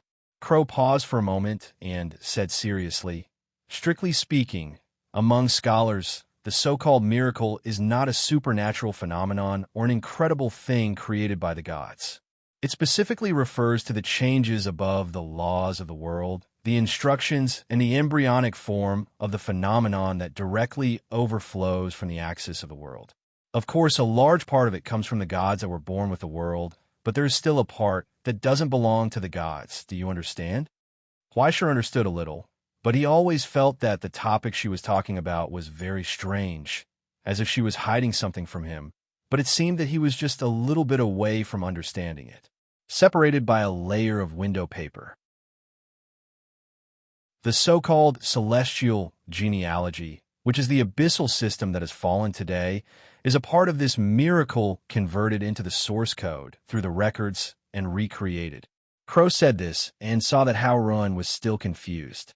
She couldn't help but sigh helplessly. "Well, I'll say it bluntly. The records and inheritance of the abyssal system are created by humans." For a moment, Huaishur fell into a daze. Created by humans? Yes, if it corresponds to the miracles created by the gods, what is recorded in the celestial genealogy is the traces of humans. For thousands of years, it was obtained by humans, driven by humans, controlled and used by humans, and finally ended by humans and recorded by humans. Crow's tone became complicated. The real meaning of the name, celestial genealogy, is to abandon the dead gods and create the paradise of heaven with the hands of humans. But because of this arrogance after the fall, it was called the abyssal system, right? But this is too far away from you. To be honest, I didn't want you to know these things, but now it seems that there is no point in hiding it all the time. You should have the right to know. The crow looked at him deeply. Now you know what the kingdom of heaven really wants to preserve, don't you? In a daze, Huaishir took out the Book of Destiny and looked at its title page in astonishment. After a long time, he looked up stiffly. You mean all the paths of sublimation and advancement of the celestial genealogy? Ah, yes. Crow nodded slowly. In addition to the massive number of soul copies, the 77 types of stigmata developed by the celestial genealogy and 9 complete paths of sublimation were all preserved in it until the Republic was completely divided. And with the disappearance of the previous president, all of this disappeared with the fall of the kingdom of heaven. Now, the remnants of the Republic who have fallen into the abyss may still hold a part of it, right? But they're not having a good time now, even worse than Green Sunday. It is basically difficult for them to show up in the present world. After all, they have been listed as the elements of destruction. From the people who protect the world to the existence that destroys the world, I don't know what those guys from the Golden Dawn are thinking. Huaishir's expression was stiff. He did not know what expression to make. He now began to consider whether it was too late for him to pack up his things and find a remote border to hide from the limelight. If he was found to have the Book of Destiny, he would definitely end up in a terrible state. Don't worry, only you and I know. Besides, you are now just a passerby. How would others know that the Book of Destiny is in your hands? Crow selectively ignored KP and the others and comforted him. Besides, although there are not many people in the celestial genealogy now, there are still quite a few of them. It's normal to have one or two. Besides, even if you don't say that you are a celestial genealogy, no one can tell. Huaishir was already disheartened and did not want to pay attention to her, but this was related to his next advancement. He could only continue to look at her, hoping to hear good news. Presumably, you should have noticed that many times in history, human traces and divine traces often complement each other. The boundary between the two is actually not as clear as the definition above. It's just which side is the focus. Crow paused for a moment and revealed a mysterious smile. This leads to the fact that sometimes the two areas may overlap. Huaishir was stunned for a long time before he reacted and was furious. Isn't this just a F** king traitor? Why are you saying it so harshly? Can an official traitor be called a traitor? Crow said in a trembling voice. This is called the FBI? Huaishir was speechless. Ahem, what were we talking about? Oh, traitor. Crow continued. From the beginning of its construction, the Kingdom of Heaven's genealogy pursued universality and adaptability to the infernal realm. Almost all of the origin codices of the 6 great genealogies were absorbed, and the power of the entire human race was gathered to create a copycat. Cough, cough. The construction was completed. Therefore, all the basic stigmata actually have their corresponding prototypes in the other genealogies. Of the 9 paths of ascension, 5.5 are reflected in the 6 major genealogies today. In other words, although these paths of ascension carry the essence of celestial genealogy, they still have the characteristics and signs of the other genealogies. Why are there only 5.5? Huaishir was curious. Because before half of the path could be completed, the previous president who presided over the work disappeared. Crow shrugged and revealed a mysterious smile. In short, don't worry, as long as you choose the path of ascension well. Even if you're a traitor in your bones, no one will be able to tell on the surface. After all, the development of hell had not stopped in these years. Newly discovered stigmata were common, and the various genealogies were constantly collecting and organizing them. Moreover, the Abyss genealogy was just a fallen one, and it was not a taboo. There were still many people wandering around, and no one was against it. Although the existence of the Book of Destiny was more important, as long as Huaishir could keep it a secret, no one would use it against Huaishir. After Crow's explanation, Huaishir finally relaxed a little, but there was nothing he could do. He was already in the car, and it was too late to jump out now. He only cared about what model Crow wanted to modify his illegal car. I've also been thinking about this problem these days. Crow sighed. After all, you'll be active in Dongxia and the surrounding borders for a long time in the future.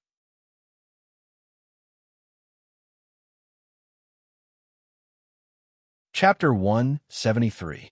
Mountain Ghost came from Chu Ci, 9 songs.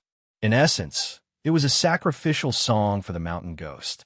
From this point of view, as an ancient legend, the mountain ghost could be said to have a long history. But the problem was, isn't she a woman? Huaisher widened his eyes. Young man, don't generalize. Crow sighed helplessly. You can't assume that all mountain ghosts are women just because one person wrote that the mountain ghost is a woman, right? After she finished speaking, she couldn't help but mutter, although it does take up a large part of it. You already said that it takes up a large part of it. Huaisher widened his eyes and took out his phone to point at the text. And no matter how you look at it, the mountain ghost should be a kind of god, right? Isn't the lowest level of this kind of sacred mark at the 5th level? The city god is also a god. Do you think that in the eyes of those guys above, they would treat the city god as a human? Crow sneered. I already said, don't generalize. Although in terms of origin, the mountain ghost is indeed endowed with divinity. It is only a demigod with divine blood and a natural soul. But the former is an intern with strong competition, and the latter is simply a temporary worker. Although it is true that the status is noble at best, it is only at the level of a mountain god. Moreover, most of the time, the mountain ghost refers to the monsters and ghosts in the mountains, not limited to men and women. So what are you thinking? Are you a cross-dressing boss? After listening to her explanation, Huaisher felt that something was not quite right. But recently, this guy's ability to talk nonsense had improved too quickly, and he couldn't keep up. He could only say that the devil was 10 times stronger than the devil. This woman was simply too evil. Seeing that Huaisher was frightened, Crow whistled proudly, spread her wings, and flew into the living room. She asked loudly, Old Fong? Old Fong? What are we eating tonight? Do you still have the big lobsters from the day before? Give me 2 more. Nonsense. You still want to eat lobsters? Where would I have the money to buy lobsters? Hearing her mention this, Huaisher thought of his empty bank balance and suddenly became furious. Tonight, I'll cook for you personally. I'll make you a bowl of prodigal woman. I've spent all my money and can only eat instant noodles for you. How about that? As he said that, he rolled up his sleeves and walked into the kitchen, ready to show off the dark cooking skills he had painstakingly honed. However, he was chased out by Fong Shu, who was fuming with rage. This was the first time. Young master, the kitchen is a place that brings happiness and joy to people. It doesn't matter if it's a little messy outside, but please don't bring those crooked things home. Old Fong's expression was solemn and serious, and his usual good temper was nowhere to be seen. This was the first time he had expressed his protest and displeasure at Huaisher's absurd behavior. Huaisher immediately cowered and shrunk his neck to receive the scolding. Crow nodded proudly on the side. Yes, yes, yes, that's right. Old Fong, teach him well. Children are always learning bad things. Just give them a beating. Also, Miss Crow. Old Fong raised his eyebrows and glared at them. Next time, please don't take the ingredients I marinated in advance to go with wine, and please don't instigate the young master to participate in such vulgar activities again. Otherwise, I will have to reduce your snack quota. Is this all my fault? I'm so innocent. Crow blinked innocently and was about to say something, but she couldn't help but look away under Fong Shu's gaze. She shrugged guiltily. I'll be careful next time, okay? Seeing that the two of them had made a promise, Fong Shu nodded with satisfaction and didn't say much. He turned around and brought out today's dinner from the kitchen. Today, I stewed hot and sour shrimp soup, made taco with the leftover chicken from yesterday, and served it with cheese and baked potato skins. The main dish is the Aztec-style pan-fried soulfish that I just learned with a little champagne. It's best to have a moderate amount. Uncle Fong took out 2 goblets and poured some for them. He sighed and said, I have to say that the American diet is quite good, especially this hummus. It's really amazing. Old Fong, are you an angel? Crow looked at the table full of high-calorie food and was so moved that she almost shed tears. It's just a hobby. Please enjoy your meal. Old Fong took 2 steps back and smiled with satisfaction as he watched the 2 of them eat. He turned around and went back to the kitchen to clean up the tableware. After staying in the cellar for a whole day, Huaisher was about to go crazy with hunger, but Crow was even faster. She opened her mouth wide like a bottomless pit and gobbled up more than half of the food. She even ordered Huaishur to help her carry the food that she couldn't reach. Huaishur looked at her with annoyance and put the sole fish in front of her. "Eat, this is my meat." Then he picked up the champagne and put it next to her. "Drink, this is my blood." Crow froze for a moment and subconsciously looked at the cream in Huaishur's hand. Huaishur was silent for a long time and suddenly wanted to bang his head against the wall. With such an unreliable contractor, he probably couldn't count on it for the rest of his life. When he thought of the more than 10 million that he flew out with wings, his heart bled. That was more than 10 million.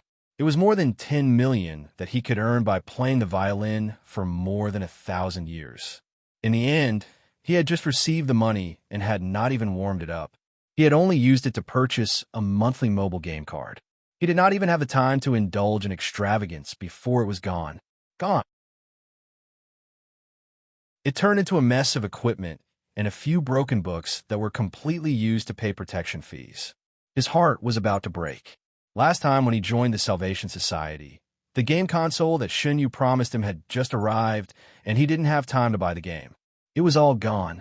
My money. Huaishur put down his knife and fork and looked at the empty plates on the table. They were just like his bank account, and he couldn't help but tear up. "Leon, is life always so painful, or is it only like this in childhood?" About the money, young master, don't worry." Old Fong, who was washing dishes in the kitchen, suddenly popped his head out and took off his gloves to comfort him. "Huh?" Huaishur turned back in surprise. "It's a long story." After pondering for a moment, Uncle Fong explained, in addition to the Huai Shipping Company, the old master also mortgaged all of his pioneering equipment and achievements before he passed away and entrusted the dwarves of the Magic Gold Bank to operate and invest on his behalf. Although Huai Shipping is no longer around, I have reconfirmed this part of the border assets after consulting a few days ago. Speaking of this, Fong Shu suddenly felt a little regretful. Although the value has shrunk a lot due to inflation and other reasons, in addition to the undue principal that can't be withdrawn, the fixed dividends over the years have accumulated to about 40 million US dollars. What? Huaishur almost jumped up. For 1,000? 10,000?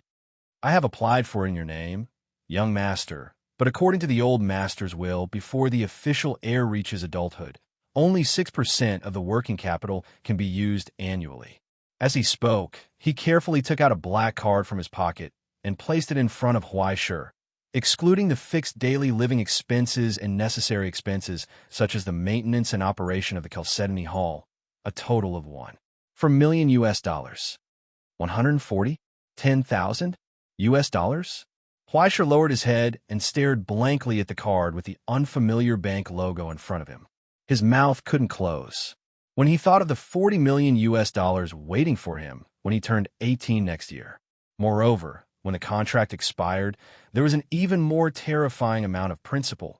He suddenly felt that the world had become strange. It was unbelievable. Huaishur raised his head and held Fong Shu's hand. He couldn't help but cry. "Is this for me?" "Yes." Fong Shu smiled and nodded. Then he reached out and patted the crow's wing that quietly reached over from the side, pushing the black hand that coveted his young master's property to the side. I. Huaishur stared blankly at the card and only felt dizzy. He suddenly became a pauper and then became a rich man at the speed of light. The ups and downs of life were too fast. He was a bit carsick.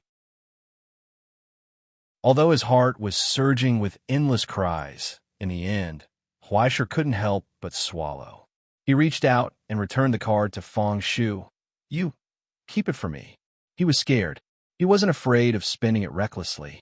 He was afraid that before he could spend it all, a shameless woman would spend it all.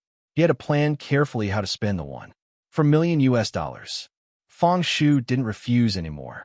He carefully put away the black card and nodded. "If you need anything, you can call me at any time. I'm going to take a break."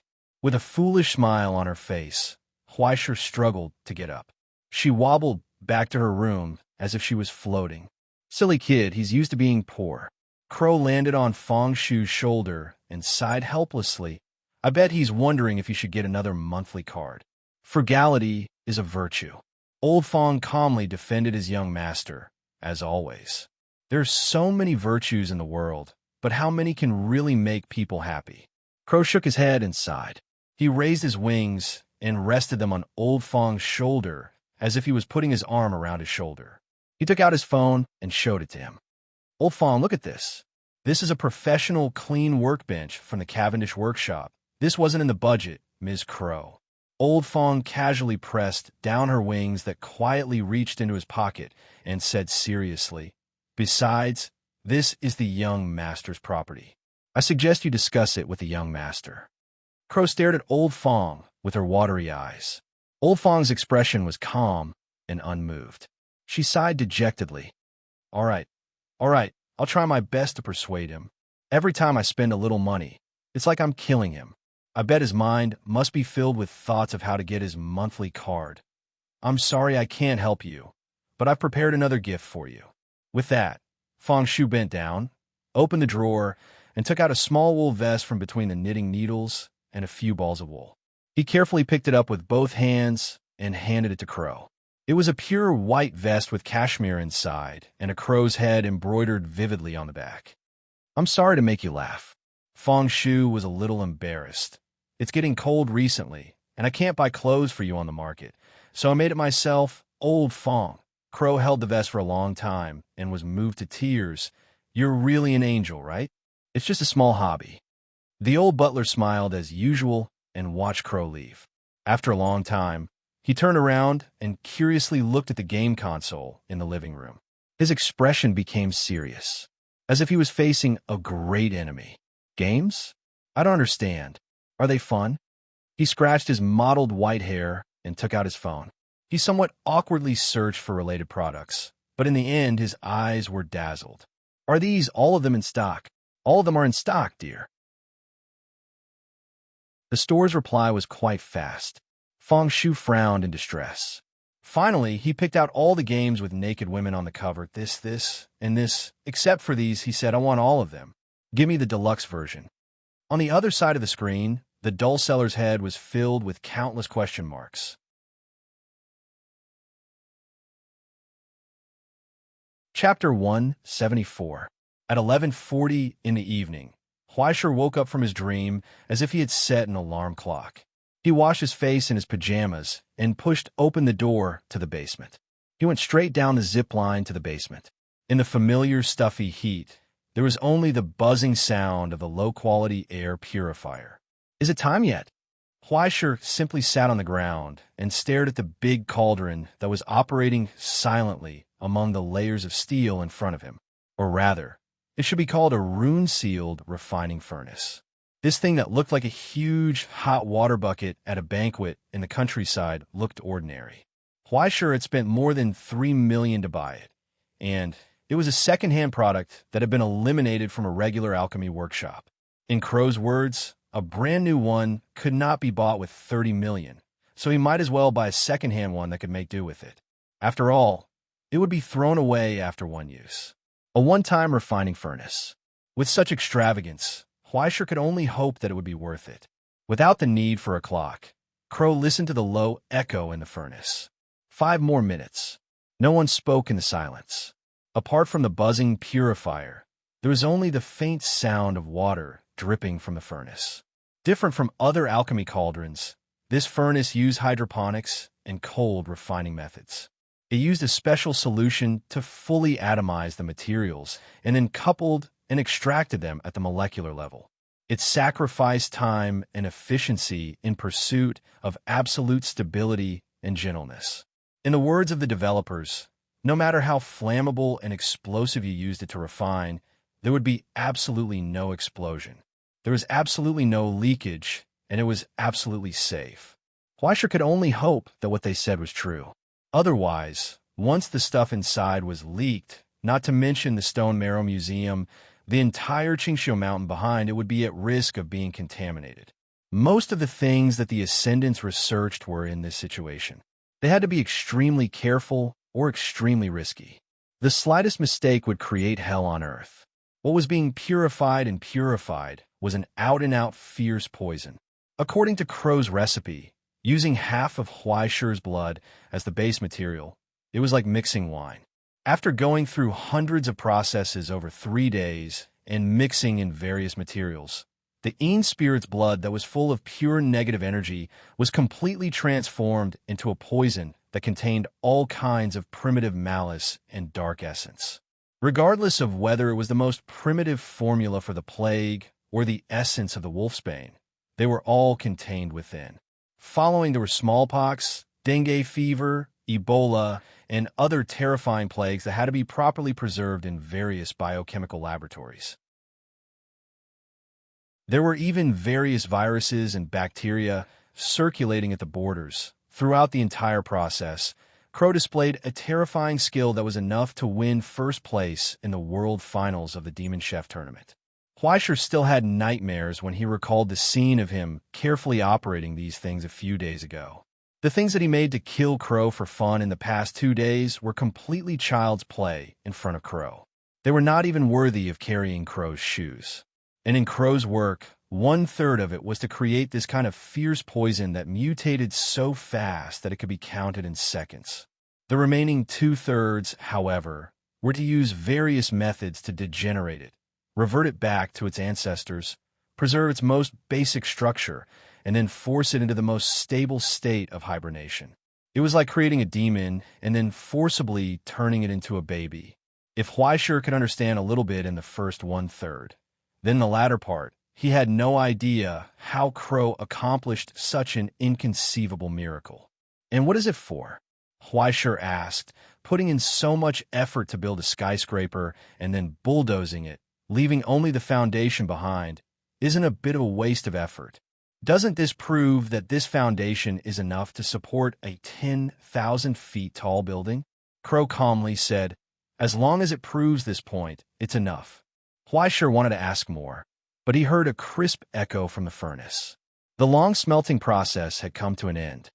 Go and turn off the air purifier and ventilator first, Crow cautiously said, just in case. Soon, all the electrical appliances were turned off.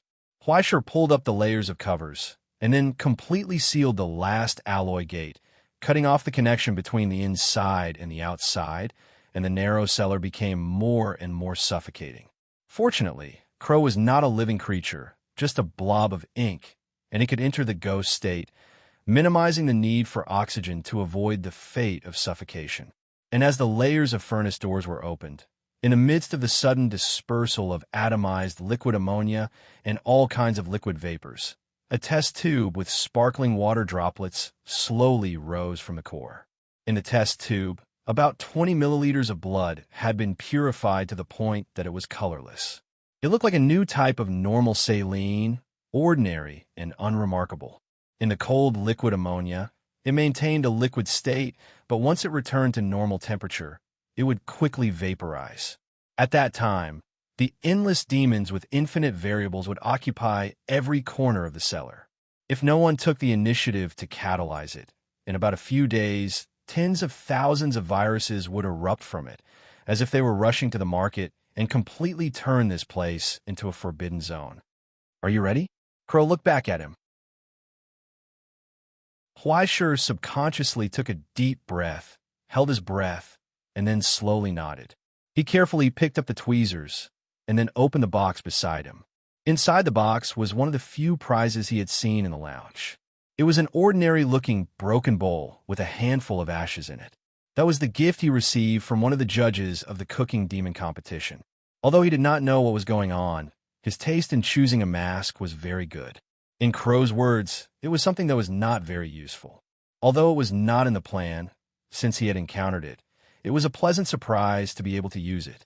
Although it looked like a bowl, there seemed to be some kind of law imposed on it. No matter how he shook it in his hand, the ashes in the bowl would not fall out of the bowl. Even if it was upside down, it would still hover in the air in the bowl. It was as if it was bound inside. But this binding was extremely fragile. It could be broken with just a pair of tweezers. When Fleischer's tweezers reached into it, countless ashes suddenly collapsed inwards as the tweezers closed. In the end, it became a speck of dust that was caught in the middle of the tweezers. The almost endless resentment and anger condensed into a single point. It was the essence of darkness that far surpassed the ashes of calamity. It was enough to throw Huaishi's negative energy hundreds of thousands of streets away from the crystal of calamity. Huaishi could not imagine what kind of fate an encounter would cause such a large scale of resentment and despair to remain after being burned to ashes. And now, as the tweezers moved and loosened, the speck of ash silently fell into the test tube. It merged with the virus that would cause endless trouble in the future. There was no resistance or abnormality, nor was there any rejection or resistance. The two merged as one, as if they had been born this way. As a result, the unconscious virus seemed to have been bestowed with a dark soul. Gray ripples appeared on its surface as countless colors rapidly changed. In the end, it turned into a pitch black that even the scorching sun could not penetrate. And so this is how it is. Crow quickly closed the lid of the test tube and let out a long sigh, as if a heavy burden had been lifted from his shoulders. Even though this kind of thing does not require much skill, doing it in this kind of environment without any protection is incredibly exciting. If there is even the slightest mistake, your house will explode. Can we find another place next time? Huaishi wiped the cold sweat off his forehead. There's so many places on Qingxiu Mountain with no one around. Why'd it have to be my house? Don't forget, the Stone Marrow Hall is equivalent to a semi-finished spirit coffin. With the old room here, it is like having a spirit coffin to suppress the spirit veins and spirit veins. At the very least, the purity of the origin substance can be guaranteed. Do you think that alchemy is like treating someone to a meal where you can just find a random place to set up a table and do it? Even if you're treating someone to a meal, you don't have to be so careless, do you? Crow carefully placed the test tube into a container covered in dry ice and nodded in satisfaction. Now we can begin to evolve the Een spirit. As she spoke, she pointed at the mattress in the middle of the cellar. Her tone became charming, as if she was a late-night female broadcaster. All right, quickly lie down. Time is precious. Let's not waste it. Huaishi rolled his eyes. As expected, expecting this woman to be more serious was a waste of time. Huaishi lay down on his back and leaned against the pillow. He rolled up the sleeves of his pajamas and skillfully wrapped himself in rubber tape. Then he flicked his pale forearm and examined the protruding veins on it. Come on. He closed his eyes, not daring to look again. Don't take pity on me just because I'm a delicate flower. Crow was stunned for a long time. After a long time, she said with some embarrassment, Sorry, that joke is so old that I didn't react in time. Just hurry up, okay? Huaishi was completely powerless. He lay flat on the ground, waiting for Crow's next transformation. If he had to explain it in a concise manner, it would be that he was preparing to perform a hemodialysis. That's right, this was Crow's plan, a shortcut for Huaishi to evolve from an Een spirit to a mountain ghost. The mountain ghost sacred mark in the kingdom of heaven was essentially the same as the Een soul. It was said that the mountain ghost sacred mark was a miracle that was once confused as a god. Their innate ability lay in the fact that they could spread their attributes to their surroundings. The only difference was the medium through which they were created. Een spirits were created through origin substances, and after evolving, mountain ghosts would be able to obtain vitality that was completely compatible with plants in addition to their original origin substance. In reality, this innate ability was quite suitable for growing flowers and plants. However, unlike the druids' tree shepherds, mountain ghosts could not cause plants to grow or wither out of thin air. Instead, they could obtain and extract vitality through the circulation of vitality. To put it simply, after evolving, Huaishi would also obtain an affinity with plants, as well as the ability to imbue and extract vitality from plants to a certain extent. He was basically an expert at growing plants. Originally, evolving wasn't that simple, but with the urn of tree blood in hand, he could save himself a long and painful process. He could obtain the best results in the fastest and most effortless way. And during this process, Crow suddenly had an idea. He wanted to give Huaishi some extra ingredients.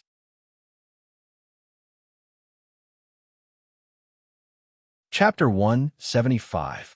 As a relic that would only occasionally appear in the depths of hell above level 20. The urn of tree blood itself had a strange effect that went beyond common sense. Usually, it was used by alchemists as a one-time refining cauldron. It was more high-end and convenient than the second-hand goods Huaisher bought. When making some potions in the field of plants, it had a miraculous effect of almost perfect grafting, under the premise of fully retaining the characteristics of the two materials. The potion was endowed with terrifying vitality. Although it would generally turn into a plant after drinking it, if it was used on plants, it would have a perfect effect. If it was even more extravagant, it was likely to be used as a flower pot in important cultivation projects of rare species. And if it was used as a dialysis device, this terrifying vitality would be directly injected into Huaisher's body, directly giving him the attribute of plant affinity. It would also turn him into a vegetable. However, with the foundation of the stigmatist spirit, Huaisher did not have to worry about this consequence. With the supplementary materials for advancement, advancing to a mountain ghost would be a piece of cake. At that time, not only would he collect this surging vitality, but he would also directly raise Huaisher's starting point. It could be said to be killing two birds with one stone. Crow, on the other hand, had the idea that it was New Year's Eve, people were dead, people were here, it was not easy, he was still a child, it was for his own good, it was fine as long as he got used to it, and so on. He planned to go all the way and create a big mess. Anyway, his poison resistance was so high that he would not die for a while. It was better to just put in some poison. After all, the core of mountain ghosts and spirits was sharing. After the halo of fear formed by the ash fog, it was not a big deal to have another halo of plague. It was just that the type of plague needed to be carefully selected. It needed to be strong, but it could not directly kill Huaisher. It needed to have growth, but the starting point could not be too low. After receiving a gift from the Butcher of Heaven, Crow simply chose to do it himself. It was convenient and fast. While it was just a risk that if it failed, his whole family would spiral into the sky, it was completely not itchy when there were too many lice. Anyway, he had done so many things, so it was not a big deal, right? After Huaisher lay down, the crow flapped its wings, and an invisible force tore open a new pack of infusion tubes and inserted them into the blood vessels on Huaisher's arm. The other end, under the crow's gaze, was wedged deep into the tree blood urn. On the wooden shell, the face that was exactly the same as Huaisher's opened its eyes in an instant. With the infusion of blood, the eyes turned scarlet and moved nimbly. Its expression was stunned, and its lips opened and closed silently. "Oh my God, where am I?" Crow read Huaisher's word from his lips and helplessly shook his head. The origin substance is flowing normally, which means that it has already become a part of your body through your blood. Lie down properly and don't move around. She flapped her wings, and Huaisher, who was spasming on the mattress, lay down again. The viscous blood slowly rose from the bottom of the tree blood urn, bringing with it a hint of green. Just as it was about to fill up, another flexible tube was inserted into its left side. The connected dialysis machine began to operate with a low hum, extracting Huaisher's blood from the urn and injecting it into Huaisher's body. Huaisher felt like he was about to explode again. Why did it have to use so much blood? Just as this boundless vitality poured into his body like a tidal wave, Huaisher opened his mouth to roar, but he felt his face quickly go numb. When he reached out to touch it, the feeling from his fingertips was no longer the softness of flesh, but rather the roughness of wood with a large amount of fiber. He saw that on his hands, as the blood vessels protruded, the wood grains were quickly spreading. "It's about to begin." Crow lowered her head and stared at Huaisher, who was slowly transforming. "Hold on a little longer, don't go crazy." Huaisher could not help but want to laugh. This degree of pain was completely common. Why did he still need to endure it? Soon he found that what was more unbearable than the pain was the numbness and itchiness in his limbs and bones, and what was more terrifying than this were his wildly growing fingers and the aerial roots that extended from between his fingers. He was stunned and looked at Crow. His hardened vocal cords vibrated with difficulty, and he said, "I seem to have become a tree." Then he turned into a tree, a human-shaped tree. Ignorant and unaware, he maintained a look of shock. Click! As the flash lit up, the sound of the shutter spread, leaving Huai Shi's dazed and frightened face on Crow's screen. If there is someone in She Mountain who is brought to She Mountain, she raised her wings, opened the test tube in the dry refrigerator, and poured all the pitch-black virus into the tree blood urn. I wish you a good dream, young man. Along with the blood that gradually turned dark green, endless viciousness and despair poured into Huai Shi's body. However, Huai Shi could not feel anything. He was just a vegetative person, like a plant. The feeling of becoming a plant was unexpectedly strange, so strange that Huai Shi could not help but begin to think. What organ did he use to think? Did he lose his brain? After losing control of his body, Huai Shi's soul lay in the cage-like body, curiously looking around at the darkness, and then looking at his own body. Is the soul also in human form? The light that is not spherical is a little surprising. He curiously fiddled with himself, sometimes stretching himself, sometimes squashing himself, sometimes forming an S, and sometimes, after being silly, he began to think about the reality. Then, what should he do now? Advance? It seemed that this was not under his control. Since he had become a plant, should he just wait and see? Then, should he fight the zombies? Then, there must be zombies in the endless darkness where time seemed to have lost its meaning. He seemed to be floating in the universe, with nothing to do except think. So he began to think. Who am I? Where am I? Where am I going? Why does the world exist? What is the value of life? What is the meaning of living? Also, what did Crow do behind his back? If a ship was constantly replacing parts during a long voyage, when the last part was returned, what would he eat for dinner? If there was a group of screaming dead children tied to the left track in front of the train, and a middle-aged man who scratched his feet and talked loudly on the phone in public was tied to the right track in front of the train, how could he let the train drift and crush both sides? If the rancher and the Green Sun people fell into the water at the same time, how could he find a way to throw Crow into the water? In the midst of all kinds of problems that were destined to be unsolvable, Huai Shi began to think for a long time without end.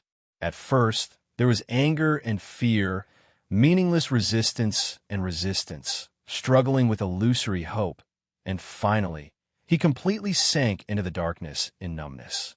In the absolute darkness, all of this seemed to be endless. Huai Shi forgot where he was going, where he was, and who he was. He seemed to have really become a tree. He felt the roots slowly but quickly growing, deeply rooted in the soil. Countless curved branches grew out of his arms that had lost their contours, filling every inch of the space in the cellar and passing through the soil and stones. Growing. Just like that, it grew silently. Slowly and firmly, it extended toward the ground. When the first bud broke out of the soil, Huai Shi felt the tiny warmth of the sun shining on him. For some reason, he suddenly felt a heartfelt joy. It was the sweet happiness when life found itself still existing. Even if the world was so cruel, even if there were insects and ants gnawing on his limbs, he was still alive, growing tenaciously and embracing the sun. Synthesizing chlorophyll is really happy. He bathed in the sun and thought so from the bottom of his heart. As for Huai Shi, who is Huai Shi? Who cares? Growing up is happy as long as it's happy. So he forgot the alternating dawn and dusk, day and night. He was immersed in the joy of growing up and focused on spreading the countless roots from the ground.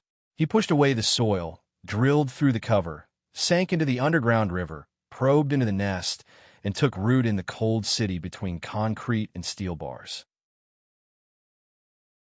Without him realizing it, his root system had already spread out several hundred kilometers like a giant net. It wriggled underground and connected to the root system that was connected to the countless trees under Qingxiu Mountain. It then merged into the endless moss in the dark sewer under Exine High. With that as the end point, it connected to the countless lush flowers and trees. Countless lives gathered into one here. Many became one. Countless fine tremors intertwined into a surging pulse. When the fine tremors set off by the unloved plants overlapped, It formed a low rumble that seemed to cover the entire mortal world. It was a whisper that no one could hear, a whisper that no one knew, a ballad that no one could listen to. It was like the low, lingering sound of a cello. It echoed in his ears. For a moment, Huaishur heard the sound of his soul breaking. It was like the germination of a seed. In the long wait and gestation, the miracle that belonged to the soul flowed out from it. Like water flowing naturally, the miracle that served death embraced this majestic life and happily merged with it. The magnificent light that was tempered from death lit up from the wooden body and flowed in every song. At that moment, Huaishur finally jumped out from the manifestation of the roots and the body. He smashed the shackles, and his soul was free. Like the wind, he jumped nimbly from countless flowers and plants, shuttling through every place. He felt the walking of the beasts and the blowing of the wind under the shade of the trees, the sound of wild cats crying and playing, and the countless swaying flowers and plants under the starry sky. He caught a glimpse of the turbulent flow of people, the passers-by who were in a hurry after work, the children wandering in the streets, the old people watering the flowers and plants, and the laughter that echoed in the green field. Then Huaishur saw the slender back of the girl and the coat that was slowly taken off. It was Fu Yi. A bolt of lightning suddenly flashed through Huaishur's mind, making him seem to recall something. In the green plant in the corner of the boudoir, Huaishur looked at the girl with her back to him in astonishment. He watched as she responded to her mother's words loudly, closed the door, threw her coat on the hanger, and then took off her white t-shirt, exposing her smooth back and the slender bandage across her white skin. A pink bow. Oh my God, so exciting! Huaishur opened his mouth wide in astonishment and struggled forward. The pot of green plants struggled to move forward an inch, as if to find the best viewing position. Then he saw the green dress fall on the carpet. The slender calf wrapped in black stockings was lifted and deeply sank into the plush carpet. Huaishur widened his eyes and held his breath. At that moment, an invisible gravitational force suddenly burst forth, pulling his soul back.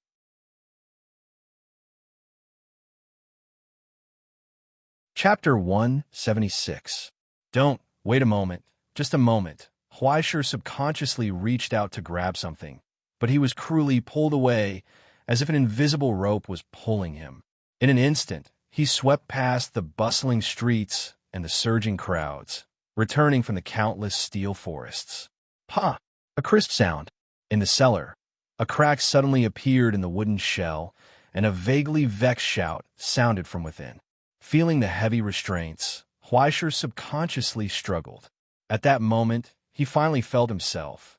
At the same time, the huge network of roots that spread under the 9 lands suddenly shook and extracted an insignificant amount from the sea of life that was gathered from countless plants. Thus, Huaishur returned from nothingness. The wooden shell cracked, revealing his pale face. Huaishur subconsciously raised his hand and felt an almost endless amount of life force being transmitted from the roots, creating a new arm from nothingness. His 5 fingers spread open, and his fingernails slowly grew out. He subconsciously breathed, and in an instant, the network of roots buried deep under the ground suddenly contracted and withered. Bright life force flowed out from within, creating a brand new lung and body.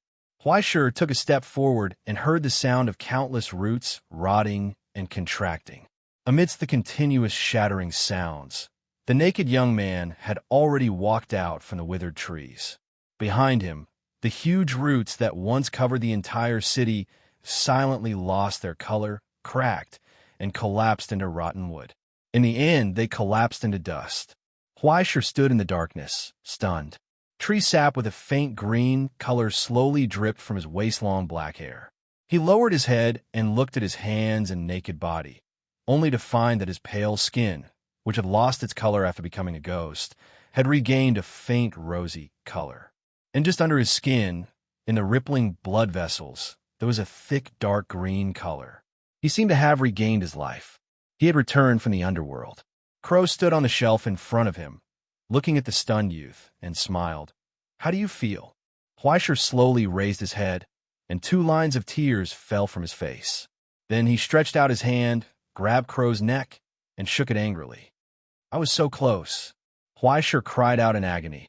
I almost King saw it. Why didn't you wait a little longer? It's not easy for everyone to live. Please don't record anything in the Book of Destiny that will cause everyone to become 404. Okay? Crow looked at him with disappointment. Besides, you found your self-consciousness by peeping at a female classmate changing clothes. Young man, you're really something. It's a loss for all mankind that Director Fu didn't collapse. Huaisher was speechless, but for some reason, when Crow mentioned Director Fu, he couldn't help but want to give the middle-aged man a thumbs up. Your daughter's body. But if he set it out, he would die. Well, they would be crushed into dregs by the steel torrent of guns, short cannons, tanks, and missiles of the Special Affairs Division. He shook his head with some lingering fear and didn't dare to think about it anymore. Then he turned to study his current body. Is this the second stage? He felt the surging vitality in his body and tried to move his body. He felt that the original upper limit of the Yin soul had disappeared without a trace, and he could easily reach a high speed that he couldn't reach in the past. His strength had also increased, although the increase in speed was probably far from it. What surprised him even more was that his body coordination had improved qualitatively. Huaisher tried to throw 8 or 9 beakers in the air in succession. When he stretched out his index finger, the falling beakers fell from the air into an extremely dangerous pile from his fingertips. The exquisite combination of mechanics piled them up from the duckweed foundation into a tower. When Huaisher shook his fingertips slightly, he saw the waist of the tower begin to bend and slowly rotate with the subtle tilt of his finger. In the end, as Huaisher let go of his hand, it fell to the ground. It piled up into the shape of a pyramid. Huaisher still hadn't recovered from shock. In that moment, just now, he almost felt that his limbs had spread over the beakers, and he could sensitively perceive the movement of every fulcrum and center of gravity. He could easily grasp the complicated changes in his hands. What was more surprising was, "Hey, catch." The crow's voice interrupted Huaisher's thoughts, and a piece of iron was thrown into Huaisher's hand. Huaisher subconsciously reached out, but the moment his fingertips were about to touch the iron, he saw a blazing electric light burst from the iron. From a thin line, it pierced towards Huaisher's fingertips. In an instant, Huaisher pulled back his hand, but his fingertips still felt a burst of needle-like pain. But what surprised him was that in that very short moment just now, he could almost see how the electric light burst from the iron grew inch by inch, slowly moving in the air, and finally wrapping around his fingertips. Not just that, his reaction speed. If it had been before, he probably wouldn't have been able to react in time, or even realize what was going on before he was hit. But now, he actually had time to react. Even compared to the speed of thunder, it was still so slow that it was close to nothing. But going from nothing to something was still a major breakthrough. From his second level onwards, the soul of the sublimator will begin to become active. After ignoring the natural limits of the body, the reaction speed will be greatly enhanced. Sublimators like you, who specialize in strengthening the nerve reflexes, will even directly advance to the level of soul reflexes. Isn't that great? Huaisher curled his lips and shook his head. I can't dodge, even if I react. What's the use? Are you stupid? You can't dodge a bullet, but can't you dodge someone pulling the trigger? The crow looked at him as if he was looking at an idiot. In a duel, being faster by just a little bit is being faster. You're only at the second level, not the 5th level.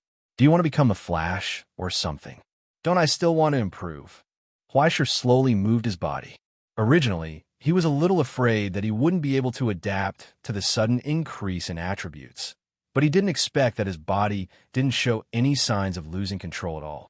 Soon, as he waved his hand, grass seeds quickly sprouted from the soil under his feet, which had been plowed by the broken tree trunks.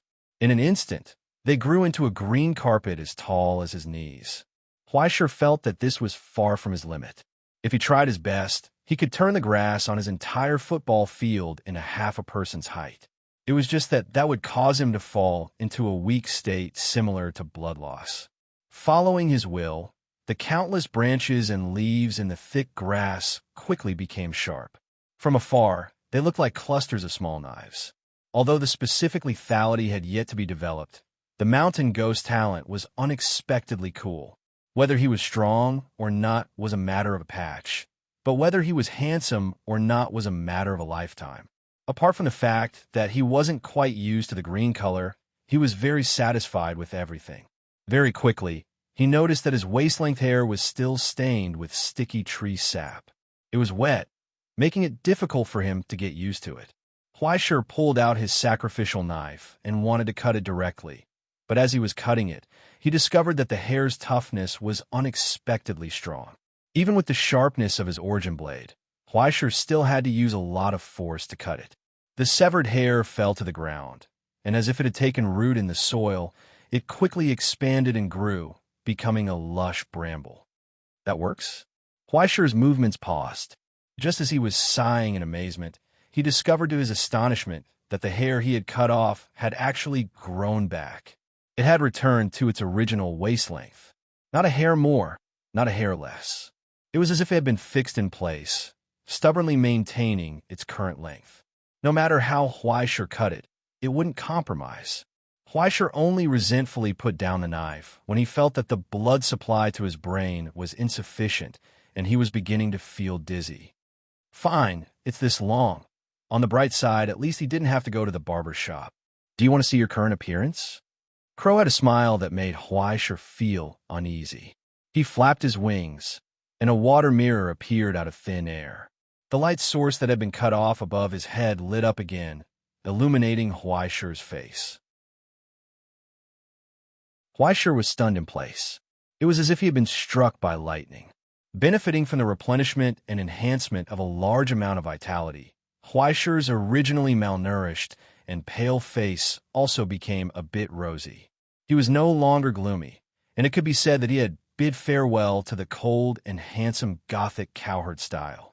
Although his essence was still mainly negative energy, at least he wouldn't be as dead as when he was at the original ghost stage, when he was suppressed by the light attributes sacred mark. But now, in a mirror, Huaishir saw a nightmarish mirror image between his drooping black hair.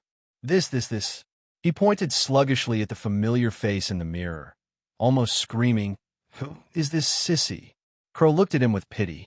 Huaishir stared blankly at the pair of sparkling eyes and the neutral oval face in the mirror, as well as the soft facial features. He subconsciously touched his crotch. Then he breathed a sigh of relief. Fortunately, the thing is still there. When he came to his senses, he couldn't help but look at Crow.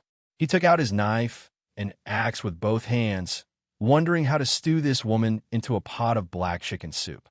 "Don't slow down," Crow dodged back. "You see, I already said that most of the mountain ghosts are female. I reminded you, and you're not a sissy now, just a little bit more neutral. Just treat it as if you've added a skin-grinding filter. Besides, don't you think that you're more attractive to girls now? To be honest, it's not bad to change from a Gothic style to 8J style." "Then why are you dodging?" Huaishir asked gloomily. "Come here, I won't do anything to you. I'm not afraid of you doing anything to me. Anyway, I'm just a blob of ink, and I'm not afraid of being chopped by you." With that, Crow shrank back a little more, looking cautious. "But you're poisonous now, equivalent to a walking source of infection in human form. I have to keep a distance no matter what." "What the hell?" Huaishir looked down at his feet in astonishment.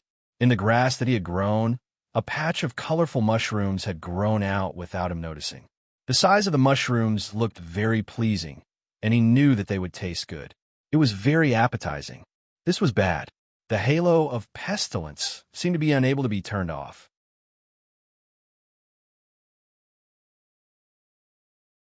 Chapter 177. The next day, in A.I. Ching's office. Behind the desk, the girl rested her chin on her hand and looked at Huaishir behind the desk. "So what's with your disguise?" "It's a long story," Huaishir said in a muffled voice. His voice definitely couldn't be clear with the helmet covering his face. In fact, it wasn't just his face that was covered. He was wrapped in a layer of airtight clothes from head to toe. In addition to the scratch-resistant layer on the surface, there was also a filler layer with liquid latex flowing in the middle and an innermost sealing layer. It was almost a biochemical level protection. Not an inch of skin was exposed on his body. He looked like he had seen a ghost. He was stopped by the police several times on the street. If it weren't for the sign of the Special Affairs Department, he wouldn't have been able to walk to A.I. Ching's office. It's a long story. A.I. Ching raised her eyebrows. Then make it short. Huaishir hummed and hawed for a long time, not knowing how to explain. I'm sick. Yes. A.I. Ching nodded expressionlessly. I can see that. Huaishir couldn't speak of his suffering. In fact, he was really sick. Even now, as long as he breathed, countless strains of bacteria would spread from his skin and lungs into the air. Due to the excessive vitality after the advancement, the talent of the mountain ghost was activated 24 hours a day. Not only did he plant grass wherever he went, but even the fog of calamity and the newly obtained plague halo were also spreading around with his breathing. If he didn't care, after sitting in public for 10 minutes, not many people would be able to breathe and stand. He didn't even need to be sent to the ICU. If ordinary people encountered the border flu, they would die. Not only was he responsible for killing people, but he also provided a one-stop service to grow grass on the grave. Thinking of this, he had a headache, but there was nothing he could do about it. It shouldn't be said that it wasn't a bad thing. Instead, it was a benefit. Now, it was equivalent to him being energized 24 hours a day. If he wanted to solve it, he could only work slowly. When he got used to the mountain ghost's holy mark and digested it, it would be fine. But it was hard to say how long it would take. It could take as long as half a month or as short as 2 days. No one could say for sure. Therefore, he could only go out like this. There was no point in keeping the matter of his advancement a secret. Moreover, A.I. Ching was his superior, so there was no reason for him to keep a secret. He might as well confess. I've advanced. A.I. Ching was stunned for a moment, as if she was shocked by his speed and honesty. Then, she slowly nodded. If that's the case, then it explains why you disappeared for half a month. Other than that, she didn't say anything else and didn't even ask any other questions. Mountain Ghost. Huaishir added. A.I. Ching is silent for a long time.